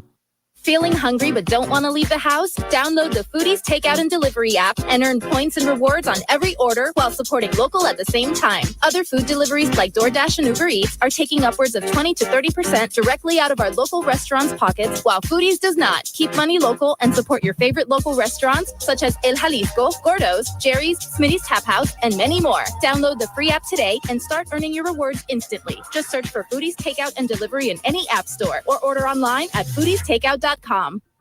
Hey, let me tell you about my friends at Tried and True Consulting, a Seminole-owned business that specializes in payments and business solutions. Tried and True's core expertise includes card, ACH, point of sale, mobile, e-commerce, and hosted payment solutions. Tried and True will help you reduce costs and increase your bottom line. That always sounds nice. Whether you're a retailer, restaurant, licensed professional, or service industry, Tried and True is saving you money. Tried and True's expertise extends to payroll, video menu ad boards, IT services, web design, and social media. It's time to make one call and tell the competition to take it on down the road. Call Don or Joe today at 844-464-6653. That's 844-464-6653. When you do business with Tried and True, they contribute 10% of the net revenue to the battle's end. So go Tried and True today. Call 844-464-6653. What will the Noles do to follow up an unconquered 2023? Warchant.com, the market leader in FSU football and sports coverage, is the place to find out. Join the largest FSU fan community and talk Seminole sports in Warchant's Travel Council and premium recruiting message board forums. Enjoy cutting-edge team coverage led by managing editor Ira Schofel and lead writer Corey Clark, and inside scoops on the transfer portal and recruiting classes with Michael Langston and Matt Lassere. Backed by the best national recruiting network and On 3, there's no debate. Warchant.com's your ultimate Seminole sports source. Sign up today. It's time for Seminole Headlines, featuring Warchant.com's Jeff Cameron, managing editor Ira Schofel, and senior writer Corey Clark. Your weekly dose of all things FSU, pistols, and pies starts right now. Here's Jeff Cameron. Hour number 2, Seminole Headlines. Headliner questions forthcoming. Stay with. Obviously, appreciate you joining us. As always, a big hello and thanks to Dr. Birch and Birch Orthodontics, as they are one of our great sponsors and have been a very, very long time. Best in the business. Tell them, Ira. Hopefully, a lot of Birch Orthodontics customers or former clients will come out to the party Thursday as well. We're all one big family. Is she going to be there? We want to see this. I don't know. I need to find out. Y'all always say that. Heather, I don't have your contact info, or I would text you and invite you. I will after this show. Okay. But hopefully, Dr. Birch listens to the show. She does listen to the show. She knows about the event. She should be there. She's a grown-up. The whole Birch family, all the employees, everybody, bring the whole crew over. Close early. It starts at 5 o'clock, Dr. Birch. Get everybody over there. Get the weekend started. Exactly. Right then and there. Get it started. Yep. You're going to the baseball game. Because you're not going to work on Friday. That's right. You're going to the baseball game on Friday. Because we want to see some of these awesome smiles. Dr. Birch actually sent me a really nice note because my youngest graduated from Leon over the weekend. Mm-hmm. And so all 3 are done. All 3 are done at Leon. 3. Man, you have to feel so old. I do. It's not even.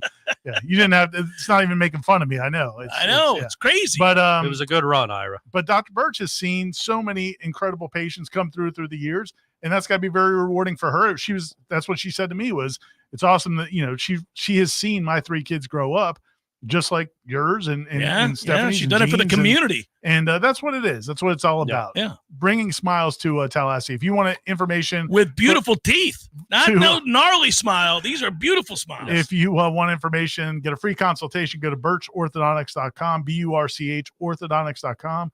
They're conveniently located, great staff, payment plans. They make it as easy as possible, and they do tremendous work. You won't be disappointed. Hey, Corey, Leah Ann says to me, Jeff, I'm one of those who will be working on Friday, and I cannot get off of work.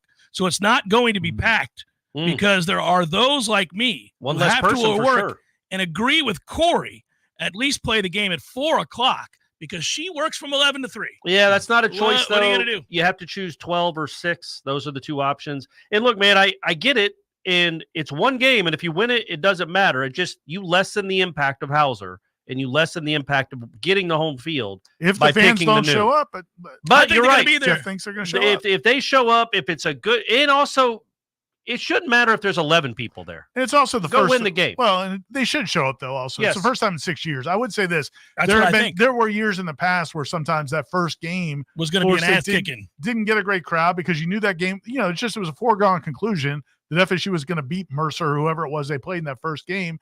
And that's not the case this year. They were going every year. Yeah. It's different. But I guess that's my complaint is like you made it harder for fans to come to the game. Not impossible, but to have a real Hauser atmosphere, you made it harder by choosing the noon game. But look, man, and because you'll be hot at 7. I won't be hot. I'll be in the press box. That thing is you never sit in the press box. I will on Friday at noon. Corey will go sit outside with randoms in the crowd before he sits in the press box. Friday at noon. I'll be there. He ain't sitting out in that heat. Look, if it's 8 o'clock and there's a lightning delay for the UCF Auburn game, Link, great choice. There you go. Great choice. If there's not, it might be some hindsight looking at it. What if they win 13-2? Then nobody cares. Yeah, nobody cares. This was We're all moving pointless. on. Roll on, Big River. And be there Saturday night. Yeah. Saturday night will be. I will miss that. I'm going to miss. You're going to miss the. I'm missing a lot. It's a tough weekend. New York will be there any other weekend. I'm not going to go super regional. I'm not going to wait till I get later in the year. I'm going to go now. I'm going to get it out of the way. I'm so confident they're going to breeze through this regional. Yes, I'll be coming back here to playoff baseball, baby. Of course. Postseason baseball. I'm sure you are.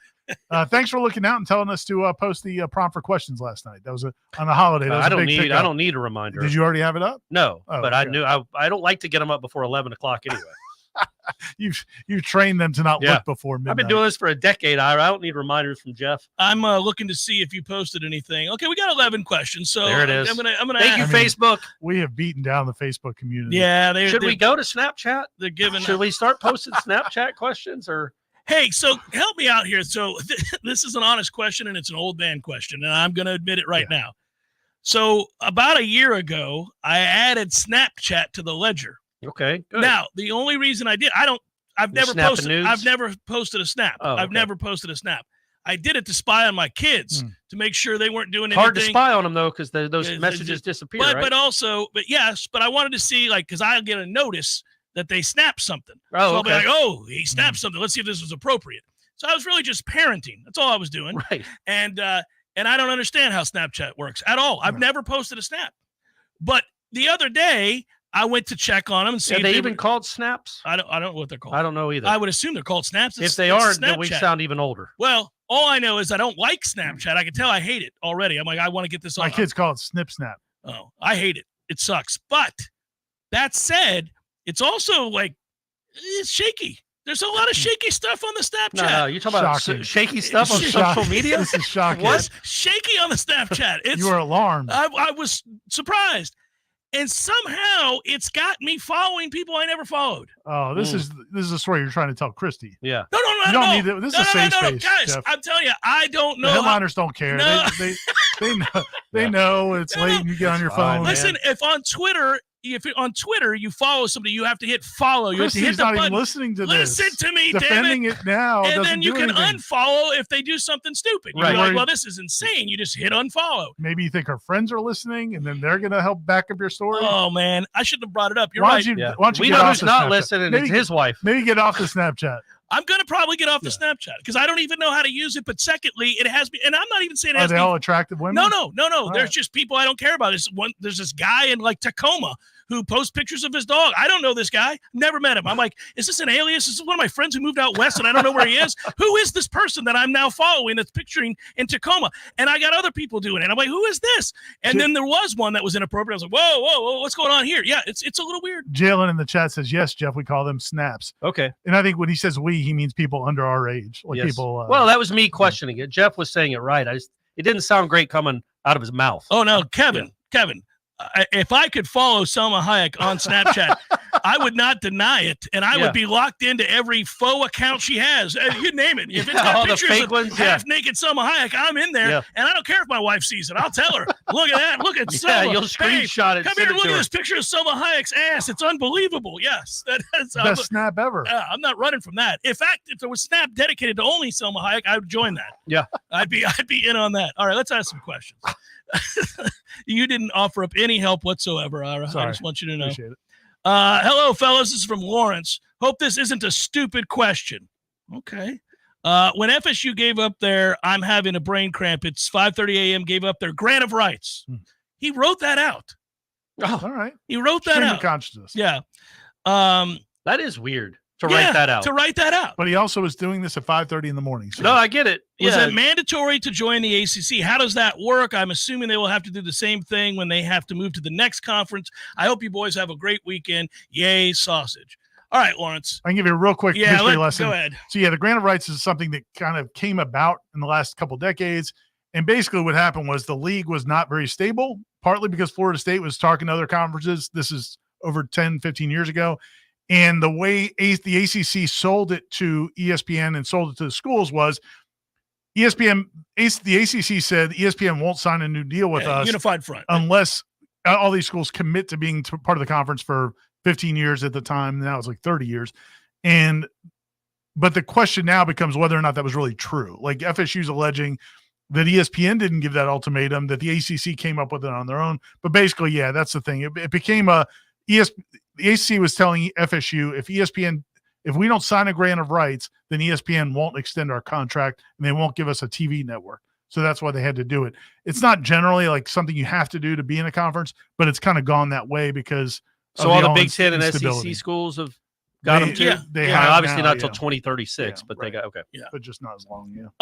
By the way, congrats to the FSU men's golf team. My man Trey Jones getting it done. Did they win? Yeah, they beat. Oh, that came down to the wire. Yeah, they won, and they have moved on to the NCAA semifinals. Well, we know how that'll go. Let's go, boys. We know how that'll go. Come on, Trey. I was going to say, shut your mouth, Corey I'm Clark. trying to be shut your mouth. I'm trying to be tough love, Clark. I think I can reverse jinx this into actually happening. He's not out there putting.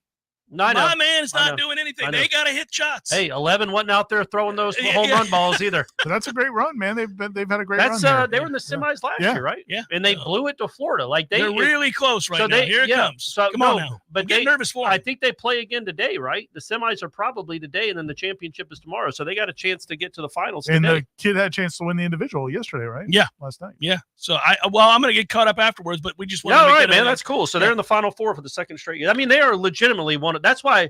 Literally, like they're one of the 3 or 4 best programs in the country and have been for a while. It would be really cool if they could finish it off and get themselves a championship. Yeah, they're definitely a top 10 program. There are a few others that have been more consistent. But they're always, I mean, this is their fourth good. time really they've been in the Final 8. And then the second year in a row, they've been in the Final 4. They've also got Koepka out there and Berger out there. They've got dudes. Yeah, they're good players. Yeah. Vincent Norman's out there, and he got his PGA Tour card really quick. One on tour already. So, another FSU guys that, the oddity is that the most decorated of all their golfers, Johnny Pack, is not anywhere to be found. Yeah, where is he? He's on the Corn Ferry, and it's been a struggle. Come on, Johnny.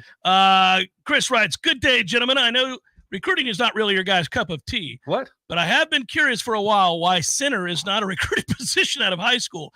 Linemen are referred to as interior or tackles, but you never hear about a center. Seems like it's a pretty important role not to be.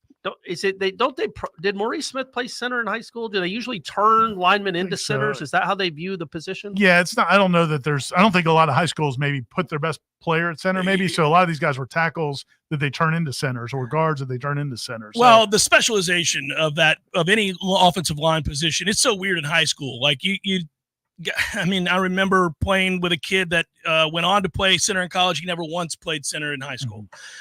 So there's that. I also know of a guy that played 4 years of center for a high school that went on to play center and played center in the NFL. So I don't know. I don't really know why. It probably has a lot to do with just the style of play in high school. So much high school football, to me, this is just a guess. I mean, but it's so much spread, 7-on-7 influence that you're not doing a lot of. It's not like you're running up the middle.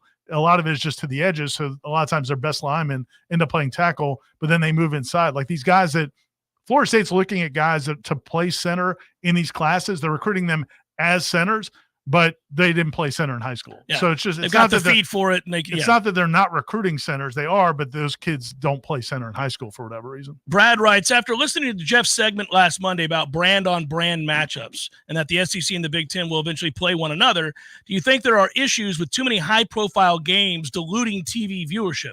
If there are 15 marquee games each week, viewers will have to maybe watch Oregon versus Bama in lieu of Florida State versus Ohio State, etc. Your thoughts? I'd like to have that problem. Yeah. And also, like, viewership is viewership, whether it's the sport is gaining popularity, whether there's an extra million watching one of those games or another. Now, for Florida State specifically, you want as many eyeballs as possible. Hasn't hurt the NFL, has it? Right. But the sport growing, the growth of the sport, I think, is only enhanced by more marquee games every week. It's the one aspect of all of this bastardization of college football and the way that we loved it and what it once was that I am excited about. I mean, I do think it's going to be pretty awesome when we have 48 teams or whatever, and those are mostly comprised of brand names. It's the NFL. Yeah. I mean, it's the NFL. Every week, every game, every game in the NFL is a big game. It is. And you go to any bar and it's on somewhere. Anybody's team is on somewhere. So, I mean, you can I don't know. I do look forward to the day that Florida State is 1 week playing Michigan, the next week playing Auburn. Yeah. I mean, it's going to be fun. Yeah, and also, like, you think about during a normal season, I don't know, 8 of the weekends will be great, and then 3 of them suck. Like, at least 2 of them suck, where there's just no good games the whole day. That probably won't happen. It doesn't seem like it. I don't know how you could have that happen if the big two were playing each other, and obviously playing each other in their own conference. Like, there wouldn't be a weekend where you couldn't have a marquee game. There'd always Yeah, be. it'd be impossible. It'd be You impossible. could try not to have one, and you'd have one. Yeah, like we tried our hardest to make this a banal weekend, but look, it's incredible. Florida State, Georgia. Yeah, what are you gonna do? And honestly, that is one of the positives. Again, there's a lot of negatives to what's going on in the professionalization of college sports. But one positive would be to have like a schedule maker would be nice. Like that is a challenge the way things have been, because you have to pay these podunk, not even podunk schools, like decent schools, $1.5 million to come in and take their ass kicking. Yeah. Or win. worse yet, they come in, yeah. Hey guys, do you think the reason for Link picking to play the first game in the regional is how? What do you think the reason is? All right. So Corey, did we answer this in the hour number one? Well, Ira thinks it's. I think Ira did. I might have cut him off. That with weather delays, the chances of you playing your noon game and finishing before any late afternoon, early evening weather that is very probable this time of year in Tallahassee, it keeps you on schedule. It keeps you on schedule for the weekend. You're not having to play a game at midnight and then potentially turn around and play or have at noon. Have a rain delay in the fourth inning. Yeah, you lost your starter. I mean, there are things that if you play early, there's a better chance of you getting it done. If you play staying on later, schedule. If you play the later game, you might have delays, and then you might get started late, and then you might be there all night, and then have a short. And then if you got stuck playing the early game the next day, you're really in a tight. You're really in the jackpot at that point. So ass is in the jackpot. Plus, the other positive is if you do win it, you get it over with. You get a lot of rest before you play the next day. Ted wants to know, and he says, "Hello, gentlemen. Any idea how long we are from learning what conference we will be part of once we leave the ACC?" Love the show. Go Noles. Well, I would think, Ted, the second it becomes a foregone conclusion that Florida State is leaving and there's a path and there's a payment or whatever it is, we would get that announcement pretty quick, don't you? I don't think they're going to be. They could be independent for a few years. I doubt it. Yeah, play Notre Dame. I doubt it. Yeah, no, I don't think so. I think it'll be right away. We'll know the second they know that they can get out. That there's been a. You don't think they would allow maybe it's already happening, but like a little bit of a bidding war? Like, hey, we got out of our ACC deal. Who wants us? And there's a couple of weeks of looks like it's the Big Ten. No, the SEC stepping up. Now it's the Big Ten. I mean, that's how the process was 30 years ago, but I don't think it's the way now, right? I think they already have offers from both those conferences without them being official. Big 12 too. Yes, and somebody brought that up. Recently, Corey or Ira mentioned when FSU flirted with the Big 12. This is from Timothy. In hindsight, might they have been better off going? The Big 12, with the exception of Oklahoma, hasn't been much more than the ACC. Maybe they would be headed to the SEC this season if they had gone. Yeah, man, but those trips. Woo! Yeah. You're in Lubbock. You're in Ames. You're in Waco. Stillwater. Waco, Ira. Waco, Stillwater. I mean, that's where Garth Brooks got his start, was in Stillwater. So that's something. Glad you brought that to the table.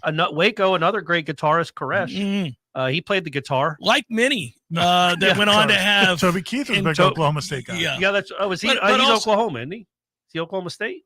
I was just alluding. Yeah, he's Oklahoma, but I was just alluding to the fact that there have been many psychopaths that were really good guitarists. I actually don't even know how good David Koresh was at the guitar. I just know he played it a lot. Yeah. And if you go to it's called the Branch now that me and Stephanie went to on a little restaurant on the side. No, they've rebranded. Buy some mementos. They're not Branch Davidians anymore. It's just called the Branch. But if you go in, they have a museum where you can get a shirt of him playing the guitar. Get a little leaflet. Yeah. Well, yes, I was really creeped out. It's a bizarre thing. Yes, it is. Stephanie walked through the gate, and I'm like, "Come on, let's go. This is weird." And we got back. It's not very welcoming. This is one of those transitions where Corey's painting the black. I'm painting the black. I don't know how you go away from David Koresh. I got no chance here. It's a good thing it's time for a break. Seminole Headlines, 93.3 Real Talk Radio, Warchant TV continues in a moment.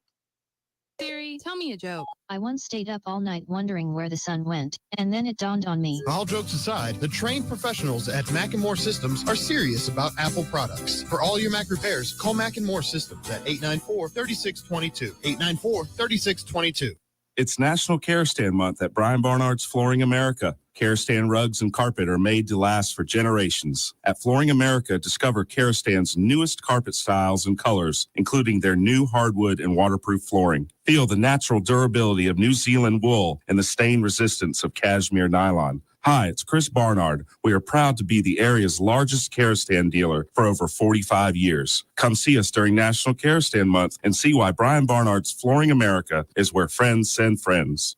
Leaky faucet, busted pipes, clogged toilet? M&L Plumbing is here for you. For all commercial, construction, and residential plumbing issues, call M&L Plumbing at 575-9393 or visit online at mnlplumbing.com. Honey, I'm home. We're in here, honey. So why are all my friends here? Have a seat, Dave. We need to talk about your problem. Problem? I don't have a problem. Dave, you do have a problem. A problem with your grill. Here's some pamphlets from Hearth and Patio. They are waiting for your call to help you upgrade your grill. If you or someone you know needs a grilling intervention, call Hearth and Patio today at 850-727-4282. That's 850-727-4282 or hearthpatiotallahassee.com. Honey, can you go up in the attic and get a few things for me? Sure, honey. Oh, this is going to be fun. Where's that light switch again? Whoa, can't stand there. I don't even want to know what that was. Why am I up here? There has got to be a better way. Honey, are you okay? There is. With Southeast Portable Buildings, call them today. 850-580-6400. That's 850-580-6400. No need to get up in that attic any longer when you can call Southeast Portable Buildings. They have sizes to help with the smallest space needs to the largest. Call them today. 850-580-6400. That's 850-580-6400. Or visit them online at southeastportablebuildings.com. Still don't know what that thing was in the attic. Surprising flavors, cultural authenticity, and unique adventures are some of the main ingredients that go into every single plate served at Café de Martín, Tallahassee's best Peruvian dining experience. Led by classically trained Chef Martín, passion for culture, passion for flavor, and a passion for people can be felt from the moment you step inside. Café de Martín also offers an unparalleled outdoor dining experience in the garden. Surrounded by vibrant flowers and plants and nestled between carefully curated decor, the shaded and breezy outdoor garden features elegant live music regularly, and the romantic evening lighting makes Café de Martín the best place to share conversation and connect with the ones you love. Every dish is made from scratch, and every drink is handmade by trained bartenders, offering the very best margaritas and old fashions in the city. Take a trip to a Peruvian paradise right here in the capital city. Visit Café de Martín and El Bar on Capital Circle Northeast in the Esposito Shopping Center. Open daily for lunch, happy hour, and dinner. Find the full menu online at cafedemartin.com. Life is stressful. Dinner shouldn't be. That motto is why Register Sausage has been doing business in the Florida Panhandle and Lower Alabama for over 75 years. A proud sponsor of Seminole Headlines, Register Sausage always provides the best Southern smoked sausage to over 140 grocery stores and restaurants throughout the Southeast. Headliners have discovered the Register's difference. You can too. To find a store that carries Registers near you or to buy directly, head to registermeats.com. That's registermeats.com. Register Sausage. Yay, sausage! Seminole Headlines returns now. Head to YouTube and search for Warchant TV today to catch the show live or on demand. Now, here's Jeff Cameron, Ira Schofel, and Corey Clark. A lot of people are upset, just like you are, Corey. We have a question right off the bat, gentlemen. Before that, real quick, I did want the last question we had. It was a legitimate question about the Big 12. Yeah, and we I started talking about David Koresh. Well, you also decided to make sure that we understood that any trip to Big 12 country was going to be hell. But it's a fair question in the sense that you would have obviously the last 14 years would have been awful, like just the coming and going to those cities and those out in the middle of the country. But you would have gotten out of the conference a lot easier. And you might be somewhere else. I guess that's the point he was trying to make. Yeah, but it's a fair point. We had no idea of and the problem was at the time there was a belief that there was no interest from the Big Ten or the SEC. The Big Ten was focused on flagship schools, and the SEC did not have any interest in getting into Florida. But in hindsight, would it have you would have made us about the same amount of money? You probably would have won the same number of games. You would have had a decade of playing Big 12 games. Yes, which wouldn't have been great. No, but right now you might be. They're getting out anyway, Corey. Well, good point, Ira. Good point, dog. RA writes, gentlemen, after a somber week and Memorial Day, thank you for the enjoyment you always provide. I guess the new Hauser lights were a waste of time. At least we have the ceiling fans, and Jeff can do play-by-play on Friday if you'd like. Nope. I'll be in New York. I'll be in New York. I can't Those do that. ceiling fans will be pumped up. Woo! The dust is off those babies today. They're out there getting them ready to go. That's crazy. It's been 6 years since they hosted up. Probably no sitting water when it's 100 degrees 10 days in a row. Yeah, it should You would think. Now, I've been to Hauser before when we've covered practice when it was 1,000 degrees. It'll get wetter somehow. And somehow that puddle grows despite no rain. Yeah, it's just flooding down the stairs. I think there's a designated pier that comes be out at night in Hauser. Perspiration coming off of people. It could be. Yeah, it could be it could be that. It could be a frat gets out there and just pees in corners. Two baseball questions. This from HC Noles. Does this team have to go 3-0 in order to win the regional? I don't see how they win 4 games in 3 days if they had to come out of the losers bracket. Well, they'd have to club their way to it. They'd have to beat people 15. I was going to say none of these other 3 teams here are going to be pitching anything special on day 4 either, and they don't have the offense that Florida State does. So you'd still think you'd have a good chance of winning a slugfest. Like they did against Wake in Virginia. Yeah. And really the secret sauce for Florida State for a long time under Mike Martin was you did have that pitching depth. So you throw a guy, you could be in your 4th game and still have studs rolling out. You had really good pitchers. Mm-hmm. Most teams don't have that.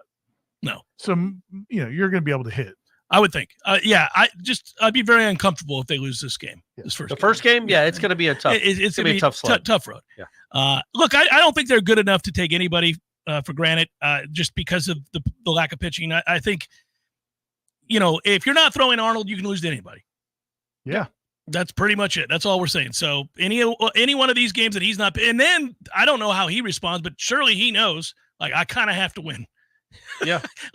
Nobody wants to lose, but the idea that if he doesn't win, that the other guys are going to come through. Yeah, but I don't worry about that with him because I think he wants that. I think he wants that too. But I would say the concern to me in that first game is you get behind 2 or 3 runs, and now you're sitting here staring Jamie Arnold in your consolation game. Yeah. That's going to suck. Yeah. I mean, if you have to go win that game, boys. Just win that game. Just go win that game, and we won't worry about it. His second part of the question was the Mount Rushmore of FSU pitchers. Where do you think Jamie Arnold ends up on that list?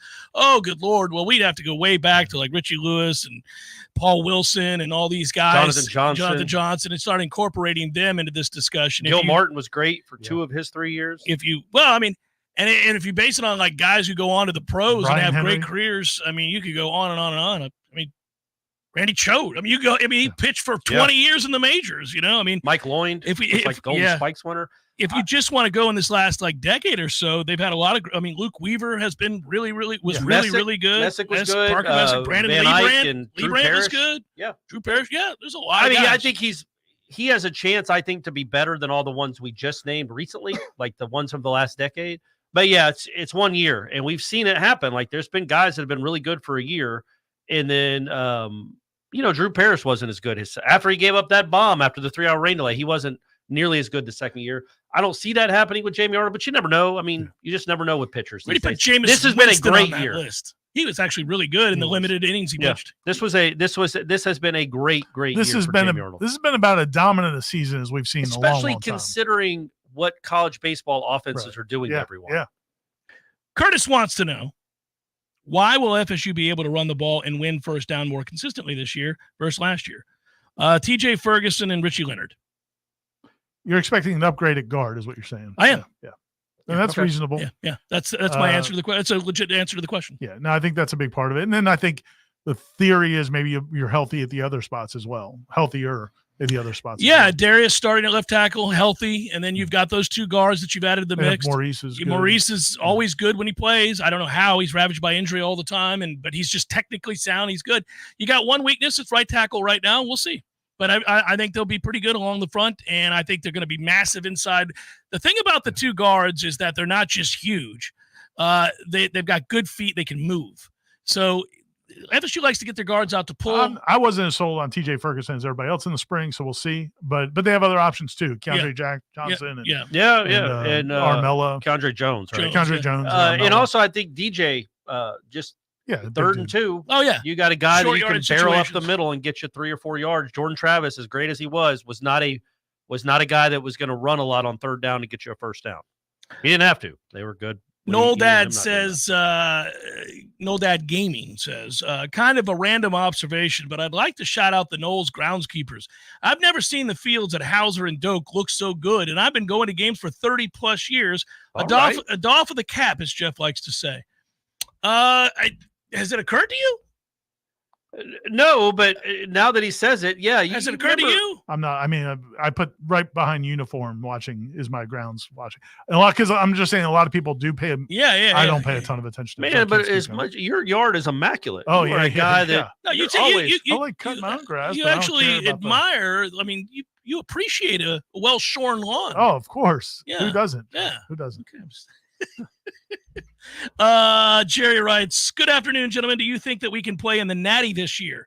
Where do you think this team ends up at the end of the season? Go Noles and yay Register Sausage. If he's talking about men's golf, if they win the semifinals They will be playing today, for they're the- playing for the Natty tomorrow on the Golf I Channel. think Jerry's talking about football. Oh, okay. Do I think they could play for the Natty this year? They could. Yes. Yeah, there's a percentage chance. They could. Yeah. There have been teams that I would tell you there is no chance whatsoever that they could play for the national title. This isn't one of those. This team could I play. mean, if you're in the dance, Yeah, if you're in the if you make tournament, the you got a dance. chance. Yeah. And we definitely think they are a playoff contender. And if you're a playoff contender, then yeah, you can win a couple games when you get there. Another well-written tweet from Trailer Swift. I know our team hits well, but honestly, fellas, how do our dongs measure up to the other 7 top national seeds? So pretty good. Great question. Well-worded Yes, question. yeah. I think Florida State's hit like 108 this year. By the way, 108 home runs at this time of year for a team is incredible. That's a huge number. They're third in the ACC. I know. And Tennessee has hit like 160. So, they measure up.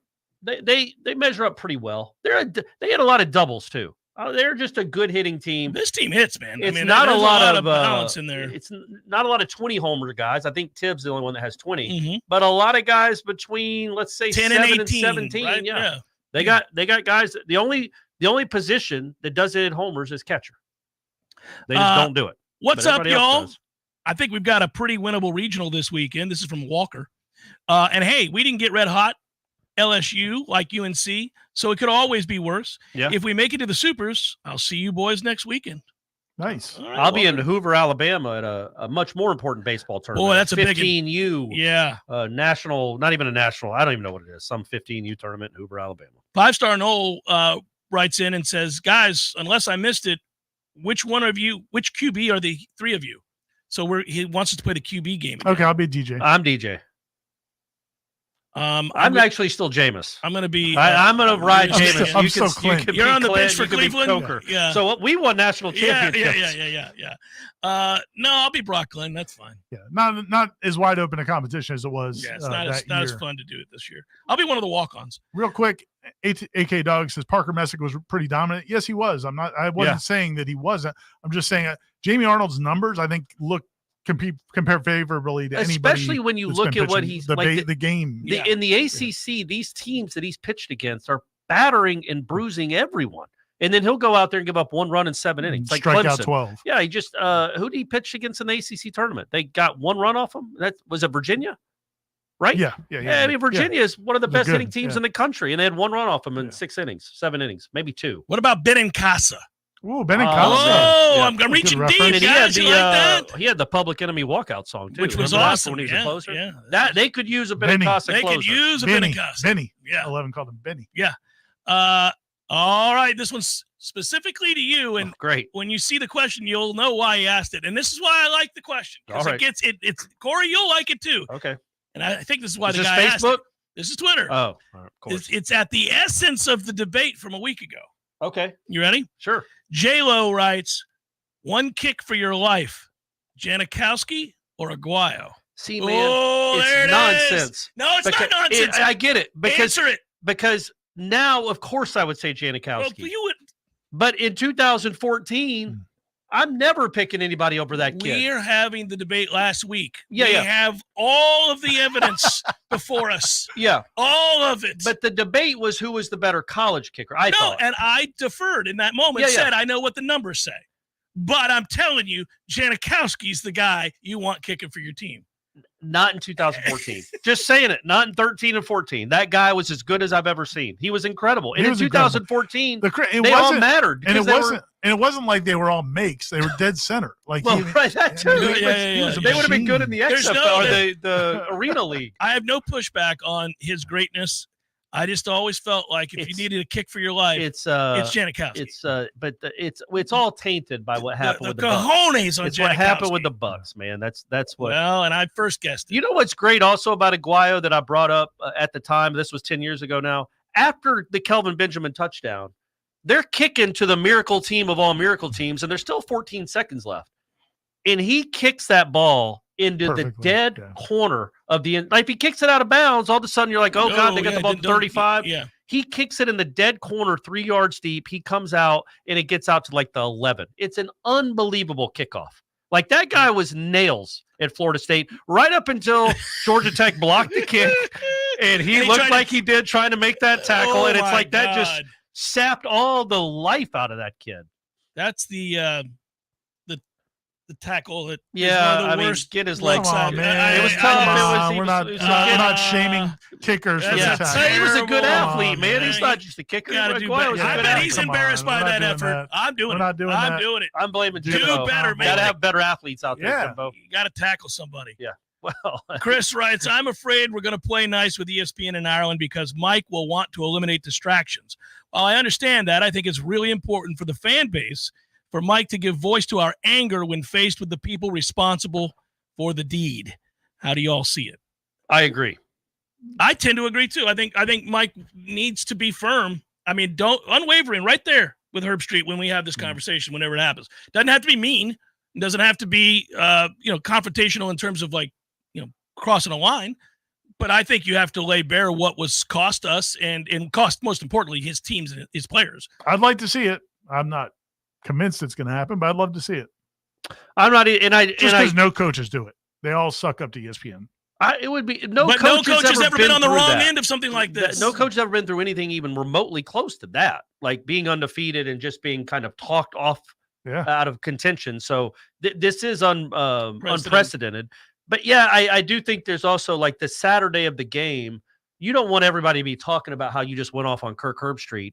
And then you're down 24-10 in the third quarter to Georgia Tech. You know what I mean? Like, that's not a great look either. It's just not a good look anyhow, but I do think if that interview is asked for, you can grant it and you can be as stern as you need to be. I mean, he's got to think about the pain in that man's face when you saw that video. Yeah. And what he must have felt for those kids that he asked to sacrifice what they did. And how about the ESPN reporter? Did he even get to talk to Norvell after that was over? I mean, he was driven all the way from wherever he lives. Let me ask you this. So if Florida State has a robust video, the whole cinematic recap staff, I mean, they've got people that know how to put together do real videos, good right? stuff. Yeah, really good work, right? Yeah. Would it be wise or unwise to put together a package of documentation of all of that? Yeah, I know. Really, I knew where you were going into, because I don't think people realize. And really, like, if you do almost like an election ad, like where you're really painting showing the narrative, showing what they said, what they did, what the team did, how the team responded, McElroy, how they got screwed. McElroy over and over saying Florida State, if they and then the swerve, and all of that put together in a video package. I think it could be super compelling. I think it could be very effective. I don't know the right word there. Effective. Yeah. But if you go lay an egg, then you look stupid. So that's where they also should have done it in January. Well, but I think it's more now. helpful. It looks like, why are you bringing it up now? Well, because it's been, going into the season with an edge. There's a tasteful way to maybe do it. I would also have it as video evidence to push back against people who will change the narrative and tell you that it didn't happen, because we see this all the time. A lot of people online are like, oh, come on. I'm like, oh, come on. We can go back 4 weeks, 5 weeks before this happened and begin to show you the video evidence on various shows on those ESPN platforms where the hint that this could happen was posited by a host or an analyst. We began to see it. And I think it's important, especially if you're going to sit across from Herbstreit, because they're going to try to swerve. They're going to say, no, it's not what you think. Or we don't have any control. Well, here you go. Here you guys are saying these things. Unlike a political ad where you take things out of context to screw the opponent over, you don't have to take anything out of context. Just play it. No, I got you. But I guess it goes to the same thing with Norvell being caustic or direct or whatever. All of those things are they're smart in most cases, but if you go out and you don't play well, it works against you because you look like you're. That's why they should have done it in December, honestly. But I would have, well, I'm very vindictive, but I would have had all those people around the clock. I want a 20-minute cinematic recap of that screw job from start to finish, starting with Herb Street. But I want McElroy. I'm madder at McElroy, man. I'm getting madder as I think about it. You're going to break is what you're doing. Okay, sorry. Seminole Headlines, 93.3 Real Talk Radio. Warchant TV continues in a moment. Your local news now. One person has died after a boat capsized in the Ocklawakanee Bay in Wakulla County on Memorial Day. 5 people, 3 adults and 2 minors were aboard when the wreck happened just after 5:30 p.m. Monday. Immediately after the boat went down, emergency responders received word that one of the adult passengers was missing. After searching for 2.5 hours, an FWC dive team set out into the water. They recovered the body of the missing adult within an hour. No injuries have been reported among the rest of the party, according to the FWC. The events leading up to the incident are unclear at this time. This is the second tragedy to hit Wakulla County over the holiday weekend. A plane crashed near Panacea Saturday night. That incident is also under investigation. This is Rachel Anay with Real Talk 93.3 Local News Update, brought to you by Macklemore Systems, Tallahassee's go-to Mac store. Check them out online at McLemoreSystems.com.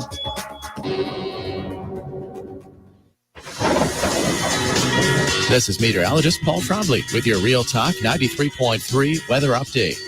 94 this afternoon under clear skies, northwest winds 5 to 10 miles per hour. Lows around 69 tonight. Clear skies tomorrow, highs level off around 93. Partly cloudy skies Thursday with a high of 93. 92, slight chance for storms Friday. This report is brought to you by the Lawn Johns. For all your landscaping and lawn care needs, visit thelawnjohns.com. Right now, 90. There's fun to be had every night at the Corner Pocket. Take-home prizes on Trivia Tuesdays and Beer Bingo Thursdays. And kickstart your weekend with Martini Fridays. Plus, happy hour runs every weekday and game day specials every time the Noles take the field. Watch all the best games at the Corner Pocket's Vegas Wall, featuring 560 inches of flat-screen TV heaven. Oh, really? The best food, the best drinks, and the best place to watch all the games. Tallahassee loves the Corner Pocket. Dude, that's quality radio right there. Tell us how you really feel. Sorry, man. I'm just so tired. And why do we think we're tired? Oh, I haven't made the grassroots coffee yet. Yep, grassroots coffee. Tastes even better than it smells. Roasted to perfection. And so many blends and single origin coffees. You can have a different tasting coffee every day of the week. You can order directly from grassrootscoffee.com. And with a Grassroots Coffee subscription, you'll never run out of your favorite brew. Locally owned, locally roasted for everyone and loved everywhere. That's Grassroots Coffee. Life is stressful. Dinner shouldn't be. That motto is why Register Sausage has been doing business in the Florida Panhandle and Lower Alabama for over 75 years. A proud sponsor of Seminole Headlines, Register Sausage always provides the best Southern smoked sausage to over 140 grocery stores and restaurants throughout the Southeast. Headliners have discovered the Register's difference. You can too. To find a store that carries Registers near you or to buy directly, head to registermeats.com. That's registermeats.com. Register Sausage. Yay, sausage! Seminole Headlines returns now. Head to YouTube and search for Warchant TV today to catch the show live or on demand. Now, here's Jeff Cameron, Ira Schofel, and Corey Clark. Yeah, another reminder, everybody, that we have, and you can see it if you're in the chat right now, to keep it, stay here with us on Warchant TV. Aslan is going to be talking. He's at the Elite 3, on 3's Elite Recruiting Showcase, I should say, in Nashville, one-on-one with Tavion Wallace, the linebacker who I alluded to at the start of the show. So it'll be right here on this feed. You're going to want to keep it here. I think there's actually more than just that interview. There's going to be a couple of things. So. And don't forget the sausage party at it's Thursday. Feather Oaks, Thursday at 5 p.m. 5 to 8. Should be a good time. Fellas, in your opinion, which football season is the worst coached season from Bowden to present?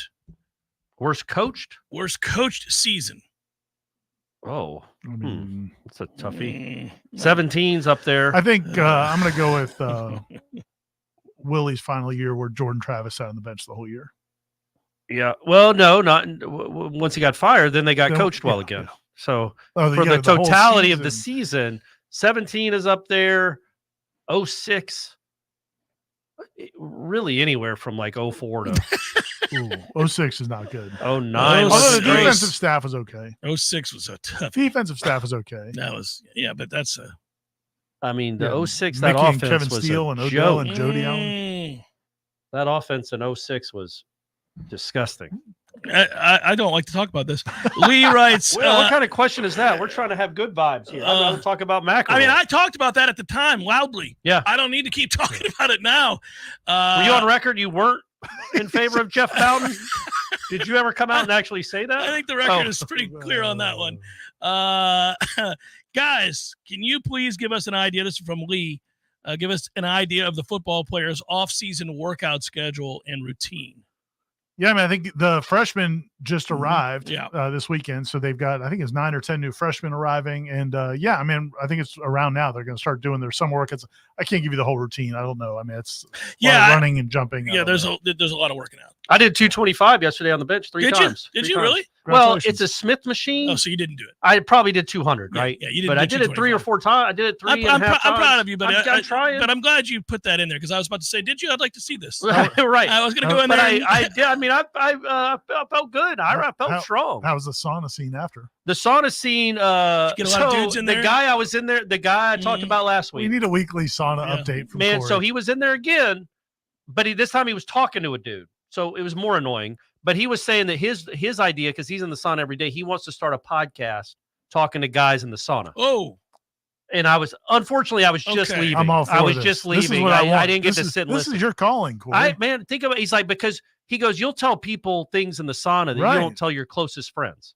This is really uncomfortable. Why are you don't subject yourself to all this. You just love sweating that much. Saunas are great. It was bad luck that he walked in at the same time again.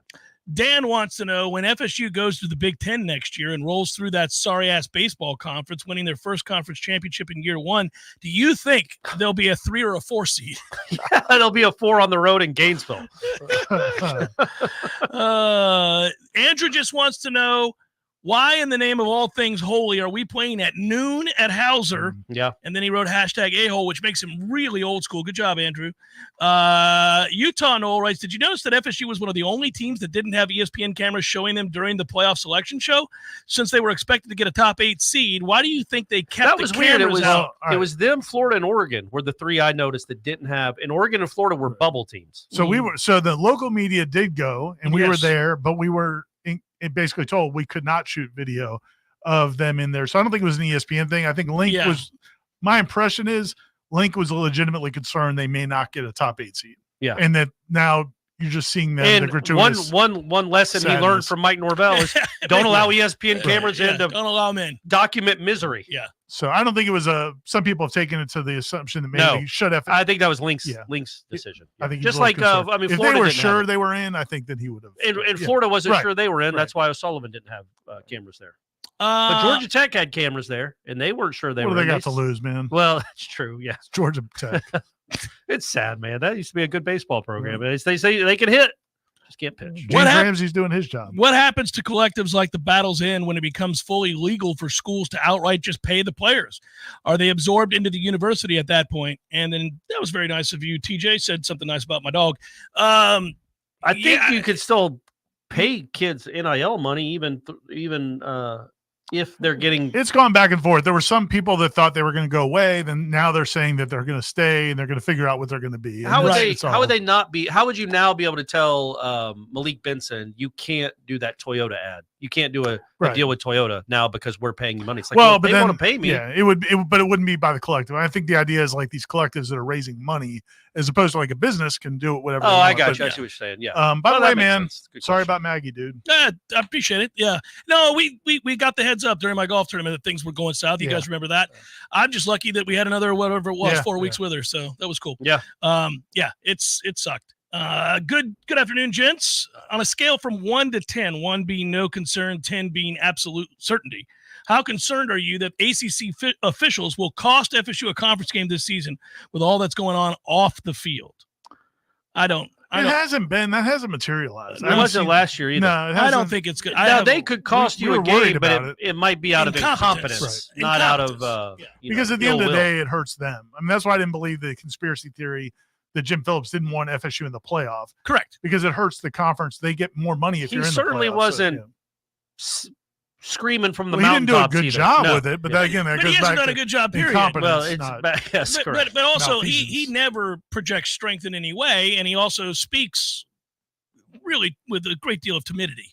So I think that's just really kind of who he is. Okay. All right. Meekish. Somewhat impotent. Yeah. About a millionaire. Yeah. That's many times over. Yeah. Oh, cool for Swafford to still be getting $2.5 million a year. Good for him. I wonder if he gives Chad any. Chad's got to get 10% of that. I mean, Chad got a raise after being at the company for a week and then moved up. Look what Chad did for Raycom. I mean, Chad is out there whooping ass for Raycom. Yeah. And I'm sure it was all, it was a meritocracy. It would be awesome if just like that. How does that not just, it's just the reality of the world we live in, but how does that not just boil everybody's skin? Grind your gears. That John Swafford made $5 million the last 2 years, and he hasn't even been the commissioner. He just gets paid consulting maybe $5 million from the ACC. I'll tell you what else could you do with that money that could do some good other than to give more millions of dollars to that family that already was a millionaire because his brother wrote a big rock and roll hit back in the 60s. Try to keep Florida State and Clemson, maybe. Yeah, you could have used some of that money to do that. But no, you got to pay John Swafford, and you got to have your spring meetings at the Ritz. Well, John did such a good job.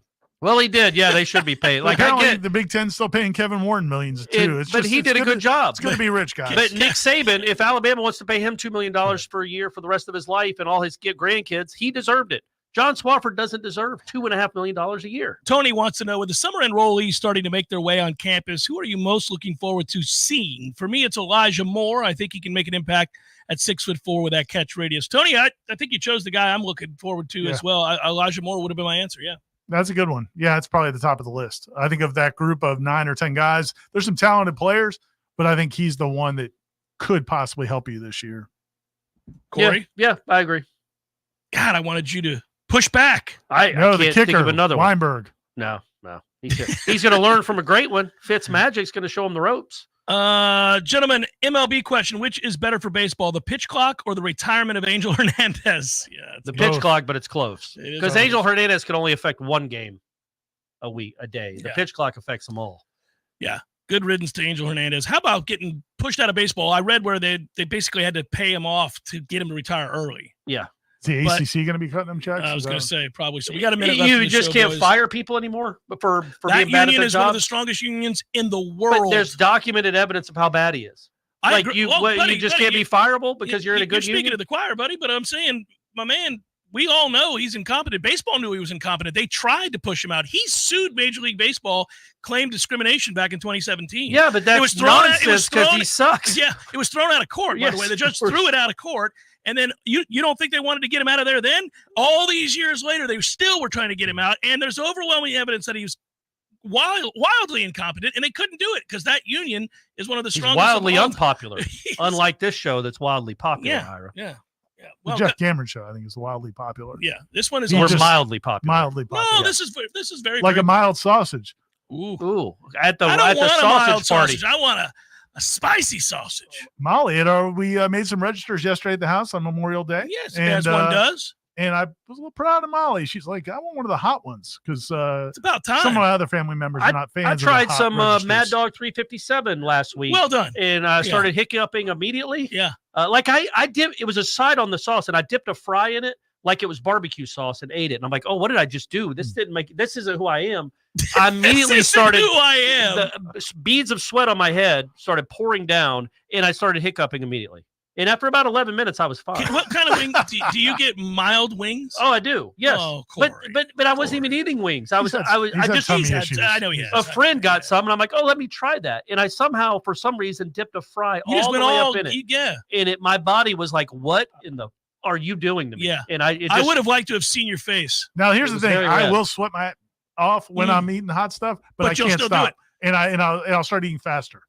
Like I'm just like that's what they tell you to do. It's so good, though. Corey, I got to tell you, I know you don't like hot stuff. I'm going to bring this in at some point. I went to a cookout this weekend as well. Somebody had down the street from us pickled jalapenos, and they were the best jalapenos I have ever had. Steph loves jalapenos. She orders them all the time. Oh, I smothered my sausage dog with that. Okay. Oh, was it a registered sausage dog? I brought it. Yeah. Okay, good. Brought the registers to the party.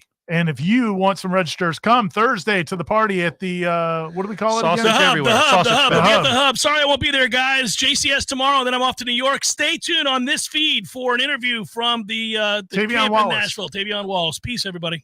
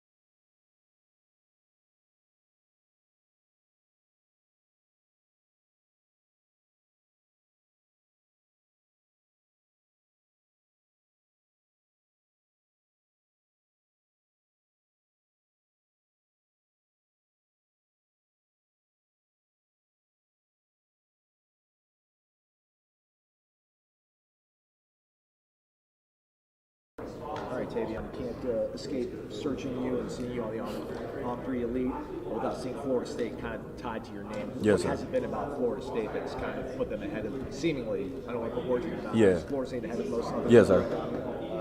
Really how they show love to me and the consistency. Like, when I got the offer a little over a year ago, like Coach Norvell and his staff, they've been really showing how they want me back. And I love going back to Tallahassee.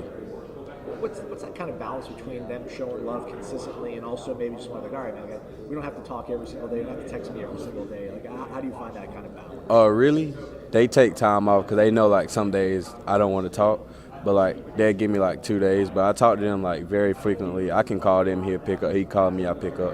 Like, they give me some time to myself when I need it. Your brother, you have an older brother who's kind of gone through this process. How much of that have you leaned on? Has it been a help to you at all going through the Yeah, he has, because, like, he tell me what stuff to watch out for, what stuff to look into. Like, the people that's been texting me, like agents and stuff, he tell me not to text them back. Like, some people, like, they just be trying to be frauds and stuff, you know. But he let me know the inside because, you know, he went to the SEC, and now he's in the NFL, so he know what it's like. Overall, is this a fun process or is it stressful? At first, it was fun, but, like, telling every coach, thanks for the opportunity, and no, that's been the hard part. That's tough. Like, you're breaking up with a bunch of people, like, consistently. It seems like you're all on tour. Like, you're all rock stars. You're here this weekend, and then after this, you're all going to be going on official visits. Yeah. Break it down for us. What's things look like for your official visit? Friday, this Friday, I go to Arkansas. Next week, I go to Georgia, then Florida State. Why Florida State last? I really wanted to end it off with a blast because I know that's probably going to be one of the best ones I get, so I wanted to end it off with a blast. You've been to Florida State. You've talked to Coach Norvell for a while. What do you need to kind of maybe see on that official visit to help solidify it? Well, really, them just stay the same because as right now, they the leader. And then, like, I know I can go there and be the best version of me I can. They don't need to change anything. Just keep being them, really. You know, the program's been on such a high here of late. How much of their success the last few years has kind of helped you see yourself being part of it? Yeah, I've seen it a lot because, you know, Kalen DeLoach, he came from, like, down the street from where I'm from. Like, he told me a lot of things about it. But, like, I see what Coach Norvell doing on the inside, and, like, he's really preparing the guys to do great things. I feel like they got a chance to go far. So you got all these official visits kind of one after the other. Are you going to take some time off and digest everything, or do you think do you kind of have an idea of when you want to make your decision? Well, I'm going to give it like 2 weeks after. My commitment date is July 15th so far. Randy Shannon, be your coach if you were to come before us. How important are those? Is the head coaching relationship more important, or is the positional coach relationship more important for you right now? Really both. I'm close to both of them. Like, they can call me. They don't even have to call me. They call my mom. Like, they just talk to my mom anytime. My mom was like, Coach Shannon texted me today. I was like, wow, he didn't even tell me. Like, this relationship I have with him and Norvell. What sort of scheme defensively? They played so well to close the season out. How do you see yourself fitting into your skill set, fitting into what they're doing? It's really crazy because, like, I don't want to say I can do what I want, but, like, their defense, they said they linebackers are really free roam the field. And then, like, the plays that their linebackers make, like, it's versatile, and, like, I can get to the sideline fast, and then, like, I can blitz the edge, blitz the egg out, whatever they need me to do. I mean, you're from the state of Georgia. I'm sure you're getting full court press from Kirby and everybody in Athens. Just how much pressure do you feel locally to stay within the state of Georgia? How much of this is your choice, your life that you want to take control of? I ain't gonna lie. The people that tell me to go to Georgia, like, Georgia's a good school, but, like, locally, that's where everybody want me to go. I'm from Georgia. They want me to go to Georgia. But I just let that go in one ear and go out the other. You talked about your mother. We hear about your father being a big-time Florida fan, too. How much of him is trying to make you live out his dream of wanting to see you in blue and gold? He don't really care because, you know, my brother, he went to Kentucky. That's 9 hours away, and my dad was fine with that. They just want us to be successful and want us to be happy, the best thing for us. How's the decision going to go? Are you going to do it at school? Or are you just going to No, I'm actually going to do it live at my church. Nice. How did that decision kind of come about? Really is when I get back from vacation and I prayed, and then I called my pastor. I was like, I feel like it's going to be great if I do it on stage at church. So during this whole process, you're on On-3 Elite. NIL is one of the things that people are talking about, getting more information on. Is that something that you just kind of want Coach to talk to your family about, or is that something that you want to be involved in the conversation? I'm really not too big on NIL. I know some players, they go to school for the NIL because they know it's a lot, but, like, I come to play football and get my degree. The NIL will come with it. So where's Florida State stand right now? Number 1 right now. Clear cut, like. Yeah. All right. When's the last time you talked to Coach Norvell? Maybe, I think it was last week. It wasn't yesterday, it was last week. Did you make it up for any of the spring practices? I went to 1. How cool was that to kind of actually see them go through practice? How much did that kind of solidify your? It was pretty cool because, Luke, that's my dog, 2024, Luke. And then he beat me every time, but, that's my dog now, and I got to see him practice. It was good to see him practice and see him in action. I loved it. All right. Tavion Wallace, 4-star linebacker. Florida State is in the lead. Appreciate it. Yes, sir. Thanks for your time, man.